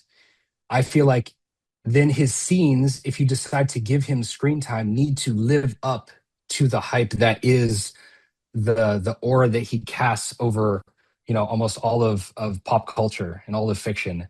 So I think they actually did a decent job of that into Episode 10. One of the things I really appreciated was when him and Maul go at it and they use their force to stop each other's lightsabers for a moment in time. Because I feel like that's one of the areas that is why I have such a big problem with a lot of the Star Wars properties is you see these battles that they have. And sometimes because it's live action, it's tough to do that. So you go from the first three episodes, 4, 5, and 6, and the way that Vader is set up, to me, is it stands out as a negative for the show because he doesn't have the same movement. But then when you go and you do the prequels, you go to what Maul is able to do, with a trained person, a trained stunt actor playing him, his movement. You get to Episode 3 in the battle that Obi-Wan and Anakin have, and now there's this inequality in my head of what some people with the Force are able to do and what some other people are not able to do. So then I feel like it plays out where you can't have Vader start moving around like everybody else can. And I see how you guys can point that out as like him having the ability to deflect everything with very little stamina, very little movement. But I just see that as a limitation on what his character has been known for. So then, like an impact scene is Docky and Maul push him back. And this is the first time his knee is at a 90-degree angle. And it's like, holy shit. Like this is literally the position that they put him in. And I'd love to see movement be a part of the universe, but because Vader is set up in that way, it becomes a crutch that, in my opinion, they have to lean on in order to get his scenes to work. And I feel like we can play that off sometimes as ease of the force and ease of his strength. But to me, like I have an issue with the way that everything's kind of meshed up with the force and the way that it's used, particularly. Another small con for me is that I really wanted to I appreciate it if he's coming down in his scene, it's just him bashing down on Docky, and Docky's just like, my shoulders are done, all my muscles are exasperated, I'm done. but I really wanted to see him take him out instead of it flashing and the lightsaber was already through his chest. I wanted to see that impact kill again. And my favorite Vader scene to not just hate is when the second time the debris starts coming down on him and Maul and Devin are trying to escape, he starts just catching pieces and lunging them at him. Like that to me is like a good use, a creative use of the Force that can sometimes be lacking in terms of just Force pulls, Force chokes, and there's a lot more opportunity there for creativity. So seeing him catching all the different bricks and throwing them was really good. So I'm happy that we were able to get a good amount out of Vader for what I feel like can be a challenge when you put him up on screen, especially like the way that our viewers, us as viewers, interpret him. When you see something like Ahsoka, and what I feel like was kind of a loss in his scenes with Anakin and Vader in there, and a lot of cheap tricks that we gave too much out of. So I appreciated that they really gave him after the end of episode 9, they gave him a fully fleshed out episode for us to really see him work with the same animation that Maul and the rest of our cast has had the ability to use throughout the first season. So all that said, for me, I thought it was great. I did not think it was perfect, so I'm going to give it an 8.5 out of 10. Do we have any questions that we'd like to go into? Actually, yeah, Josh, I'm gonna ask you real quick about Yeah. because you touched on Vader's movement in comparison to, other Force users, especially because you see, Maul in episode 1 and like how great he looked. Yeah. Yeah. So you see him and the fact that the ending choreo between Obi-Wan and Maul has to be slowed down because they were moving too fast in episode 1 for the cameras and they wanted it to be a little bit more realistic. Same thing with some of the stuff they did in episode 3 with Anakin and Obi-Wan. And that's the thing about Vader is that he's more robot than man at this point, so he doesn't have that quick twitch like human movement, and so it's his natural body having to shoot through machinery. And I'm just wondering, like, would you have? I know we don't want to go and just say like, oh well, Vader can move like he did when he was still only missing just a hand rather than all of his limbs. But like, how would you like Vader to be portrayed as far as like combat goes, more so where it doesn't feel like it's like a just writing to defend his movement compared to other Jedi, Sith, Force users in general. Yeah, so as I come out of episode 10, I'm thinking about like what is the difference between the movement and the mobility of them, and I listen to you guys kind of go over, and I start to walk a little bit closer to your side. I just feel like when you have Force, like the Force abilities that, like, for example, I think it was in episode 7, when Driver's character, I don't even know their names, when he catches the blaster shot in middle air and it vibrates in middle air. I was actually super excited for what they could potentially do with it, only for like everything to go out the window and outside of my head. So I understand, and I'm trying to remedy that internally in terms of he doesn't have the same ability as muscle structure. If you're thinking about the level of injury, so like to even walk back my own or go against my own point, he doesn't have that same structure to be able to move like them. Even if Maul and them both have replaced legs, like he's so burned and everything that I maybe need to lighten up a little bit there. I just feel like when you see things like what we can do with the Force, that we don't have to have 90% of the Force being used as just pushing somebody. And then we're catching the bricks, we're throwing them together. Like I said, in episode 7, the blaster stops. We're using it to stop the lightsabers. I feel like because, like Ken had pointed out, his use of the Force is so strong that it feels like it's tearing through reality. What are other ways that we can show that is beyond just a Force push? He force choked people though. He was force choking. Force choke, but even raising him, force choking. That's his patented move. The reason why he doesn't have to move is because he's better than everybody. He doesn't he doesn't have to move. Like That's there's no funny. Good enough for need me. for it. That's so Good enough funny. for If me. there's But somebody else that can attack him that he needs to Yeah. move, I'm sure actually he could, and he doesn't need to. Therefore he doesn't. Like I mean, I think Jerome, even I made this comment in the last Yeah. time we met, about like, oh man, I'd love for Vader to just not even go two hands on the lightsaber. There was a very long period of time where he was just like, I don't need two hands I on this was counting lightsaber. those. Yeah. Yeah. Yeah, I thought he was going to do that too. Yeah. Jerome. I mean, because okay, so this is Hmm. literally someone that was born of Talk the to me, Ken. force. Yeah. Because he has that The God chosen one. level pre-God, what's the word? Precognition. Like he has Yeah. a God only when level Ken speaks. version of that. So everything that's happening, he's already seen it, which is why, like, they can't harm him. I feel like in canon and in universe, that makes a lot of sense to why he's that powerful and why he can be that perfectly efficient, and not have to Hmm. do all those extra flips. Is that Yeah. do And Hey, you that's what I'm fill in saying is that like argument at I'm all? rectifying that as you guys are talking about it, and I'm stepping out of my own head that I've had coming out of episode 9 and 10. That's why I'm talking through it of like coming closer to your guys' side. I just feel like there's so much there with what you can do with the force that just allows him to showcase to us without us just resting on the laurels of who he is as a character and just giving him credit. Well, because he could come in and just crush everyone with the force. I mean, he's done that countless times. I know, like in comics and stuff. But this is his only opportunity to actually ever fight someone. Hmm. So I think he enjoys it. He plays with his food a lot. So that's why, like, he Okay. decides to Yeah. like go down to the level of a Jedi and actually fight them with a lightsaber. Because again, Palpatine is different. Like Palpatine will just send you to the electric chair, and there's nothing you can do about it. Yeah. So yeah, Vader.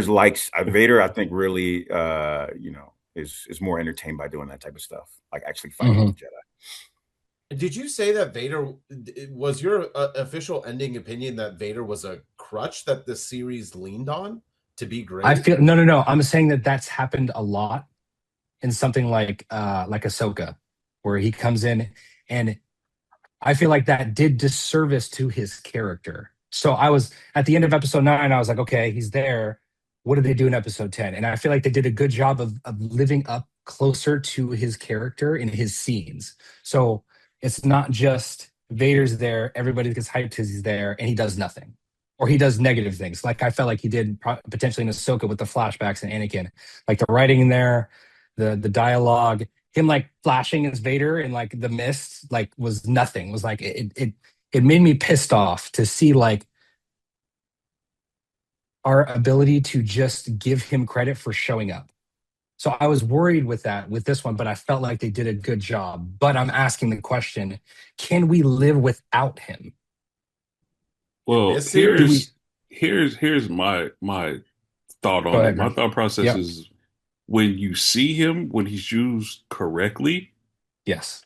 like he was in this, when you Hmm. see him, the stakes are raised. Hmm. So okay, everything's gone up a notch now. It like even in the battle, it's like, okay, Vader's here. We don't Yeah. know. I mean, through the story and the arc of Maul, he's not gonna die. But everyone else Hmm. at this point, you don't know who's gonna make it Yep. and who's not. Yeah. Because he's just a game changer. He's a ceiling raiser, as I think Skip Bayless calls it. He's a ceiling raiser. So everything just goes That was up a good. notch. When used Yeah. correctly, I understand. When he's used poorly, yeah, it's just like, okay, Vader's there for the case of big Vader. We need ratings. We need some more eyes on this. Hmm. That happens. But for when used Yeah. correctly, it's a whole different level of, Yeah. okay, everybody has to step their game up or they're not going to make it. Yeah. And I feel Well, like they did a pretty good job. Go ahead, Kim. yeah, like, and it didn't bother me in the finale too, because I still Yeah. feel like it didn't take away from Maul's performance. I mean, I think Yes. over the course of the season, and the show's very well written. I mean, and this is Sidious's apprentice. Like Yeah. Maul's trying to develop a weapon. So for this very moment, and that Yeah. moment comes, like he has a bum knee. He's got, he's fighting alongside a Jedi that will just not change his morals and is down just to die with the cause. And through like the finale, he's able to manipulate things, or like Dom said, already started manipulating things not even just from last episode, but from episode 1, so he can actually make it out alive. But like, he's going to survive Vader, and I feel like his performance was good enough. Because again, like and I'll just say it's like, what I really love, and so we spoke on Ahsoka. One of my favorite Sith moments is the way that Baylan Skoll is able to not necessarily manipulate, but find common grounds and common goals with Sabine to beat the situation. Maul does that with Devin. That is why they're both still alive. And I think that Vader didn't take away from that. So it was fine for me. Yeah, 100%. I agree. I actually really like that about Maul as a character in general, because I mean, you go from him basically like in episode 1 of the movies, not of his series here, but you go from him just being basically like what feels like almost like a hitman, where he's just like, it'll be done, my master, to like him talking so much more and being so articulate and well spoken and understanding other people's motives and desires, and using that to bend to try to get what he wants out of it. And I think that honestly, that's one great. I think it's great writing for Maul, but I also think that just kind of gives credit to Sidious. Sidious isn't going to go out and just pick, because he could have picked Savage off is it Dathomir is their home planet? He could have picked Savage, who was clearly bigger, faster, stronger than Maul, but he didn't, because he wanted a well-rounded, could do anything and everything he wanted to get the job done. And having a big brute is not always going to be the end all be all in that situation. So I think like having Maul be like being an apprentice of Sidious at one point. I mean, Dooku being a Sith Lord, or Sith adjacent, if you will, and then you have Vader, like seeing the level of like intelligence as well as swordplay, scheming, and then in the case obviously with Vader being the best, if not just one of the best pilots to have ever lived, basically in the Star The Wars best. franchise. Yeah, He's the best. yeah. So I mean, I think just like I love the writing for like all of these Sith characters that they've done over the time.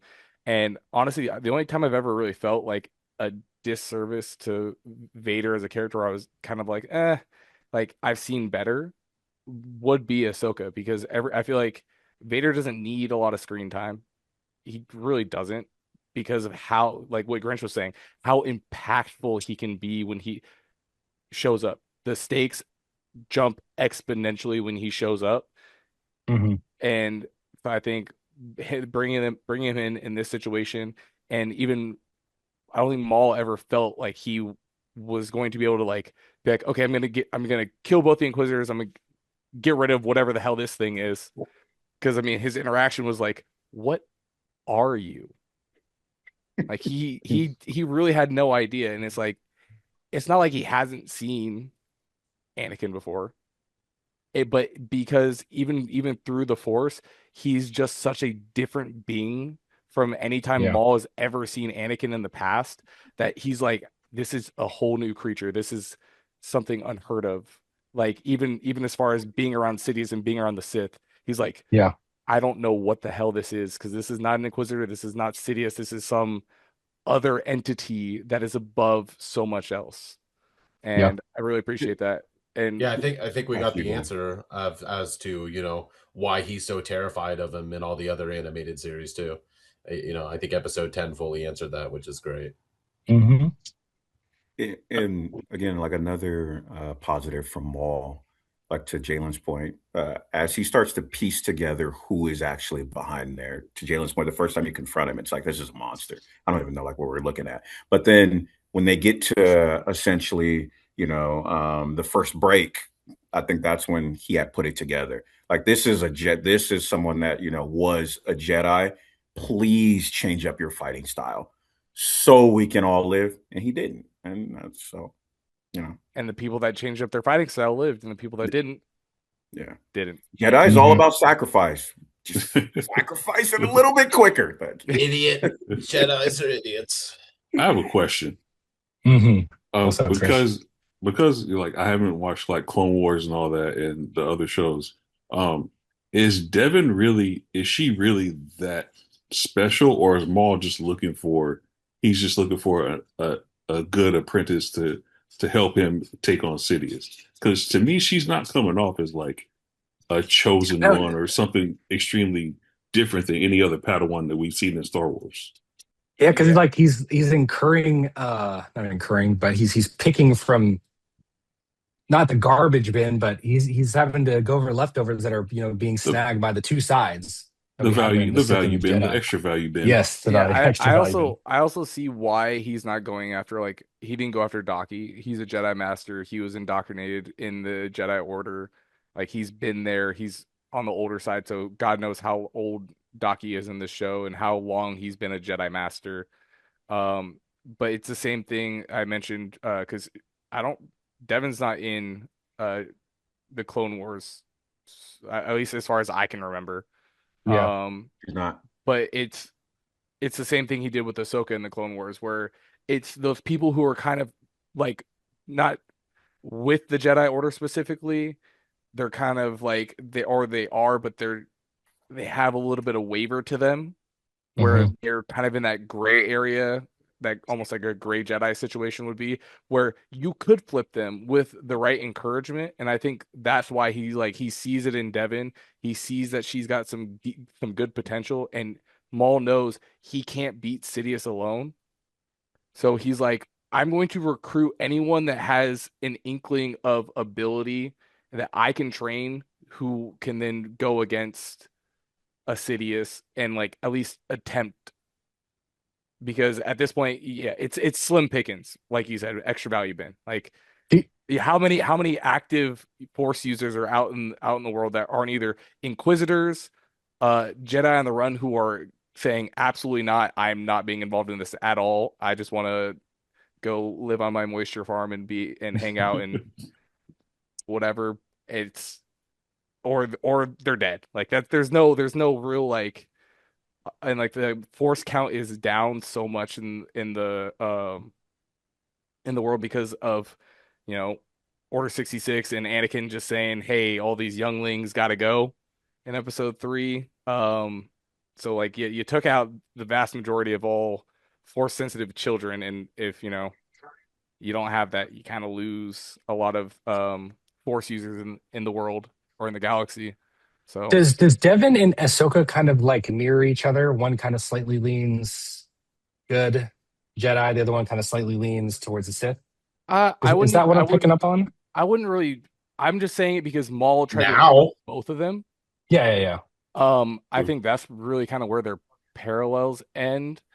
Well, now I guess I was also say that Ahsoka and Devin, but also again, Ahsoka was Anakin's Padawan, and Anakin wasn't always exactly the most, hey, what the Jedi Order says goes. He blatantly disrespected, like disobeyed orders on a regular basis, but no one really said much because he got shit done. So Hmm. it's hard to argue with results. So when you have someone who learns from that and says, "Well, hey, I'll do things my way and get things done," I think I Yeah, that's can I I, love I love the gray area Jedi stories right now. yeah, On either side of the aisle, if you will. You know, honestly, yeah. the independent stories, people who are, not being indoctrinated by the Sith or not being indoctrinated by the Jedi, but are being their own person. That just absolutely hits home with me right now. That's why I love Ahsoka. I thought, Ahsoka was brilliant, one of my favorites, and why I really like Maul, because Maul is really the same way as well. He's not Hmm. for either side. He's his own person, I'd add Balin Skull to that too, which is Yeah, why he's one yeah, of the better the yeah, Star Wars characters, honestly. maybe the best. yeah. And speaking of these characters in the gray area and everything, I did actually really like, and I mean, who knows where this goes, with Devin and Maul together, if she's eventually going to be like, no, like, and kind of go the way of Ahsoka, and she might end up bleeding a kyber crystal and having her own red lightsaber, and then she might like purify it like Ahsoka does, and that's why she's got her 2 white lightsabers. Down the road, she might switch up. Who knows? But hearing her have that like Maul-esque like Darth side like kind of scream undertone, um, Mm.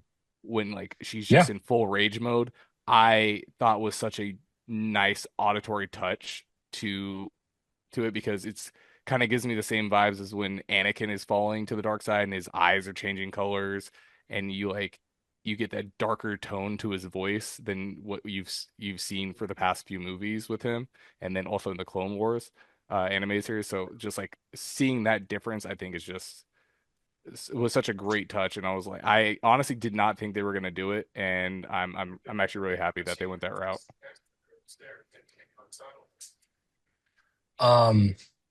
Anything else? Yeah, I just want to give a quick shout out to the Filoni verse.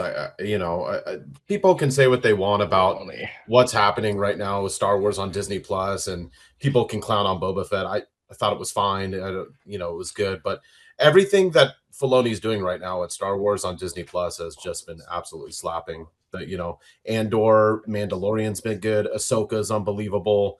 I even like Skeleton Crew. I'm excited for the Mandalorian movie next month. I think Filoni is doing some peak things like how the MCU did early days. So big shout out to everything going on in Star Wars world. Yeah, I appreciate it. I guess I'll just go ahead. Again, just like give Send praise us out, Ken. just to give praise Please to do. Darth Vader. I mean, he lost all 4 limbs and then became the main enforcer of like the entire empire. Fictional universe. That's the most successful disabled person I've ever seen in fiction. So, and we just came off of a Daredevil podcast. I would put Anakin way over that because he had no limbs. Wow. I see the parallel. That's crazy. You could have edited that out. No way. No, keep that in. Don't. Of course. Yes. Don't Keep it edit in. that. No, I mean, Keep it in. like, I Don't pull know out. a disabled character more successful than that. So, Oh. But And yeah, I'll add to that. I agree. I have learned that Darth Maul is basically a force pimp. So he's out there looking and choosing, and he sees somebody a little weak, whispers a little Gabe to him, and and then I'm gonna makes take a this off decision. YouTube, dude. Oh my god! Hey, one more comment. You gotta back. get one more, and then we gotta in all fairness, to the Maul's secret batting files. 500. He missed out on Ahsoka, got Devin. It's batting 500. That's yes, he did. That's Yeah, great. That's great odds. On the like the understructure when they were having that fight before he gets like arrested. Yeah, but yeah. With that, everybody, I appreciate you witnessing me go up against the Sith Council here with our group tonight. I have incurred the wrath, and I appreciate it. I love this stuff, but I want to extend, the comment section out. Did James get that for you? Did James get that for you? You had that ready. You had that ready? No, I got this at Comic-Con. No, I'm saying, did he just get it for you right now? Oh no, I brought it down while y'all were talking about. Okay. Daredevil. Don't worry. Stays ready. Hell yeah. But like yeah, Maul, stays ready. Hey, that's why I like him so much, man. I love it. Resonates. Well, I'll speak for these guys. These are not just run-of-the-mill. Vader shows up only in face. You guys are beyond that level of comprehension, and I appreciate that. Because speaking of articulation, I appreciate y'all. Because we're more than that, more than just showing up and being there to get the props. And I gotta shout out you guys. Vader wins today. I'll bow out. If anybody else got some comments they want to throw in down below, we'd love to keep this conversation going. We appreciate your time with us, and we will see you in the next one. Thank you.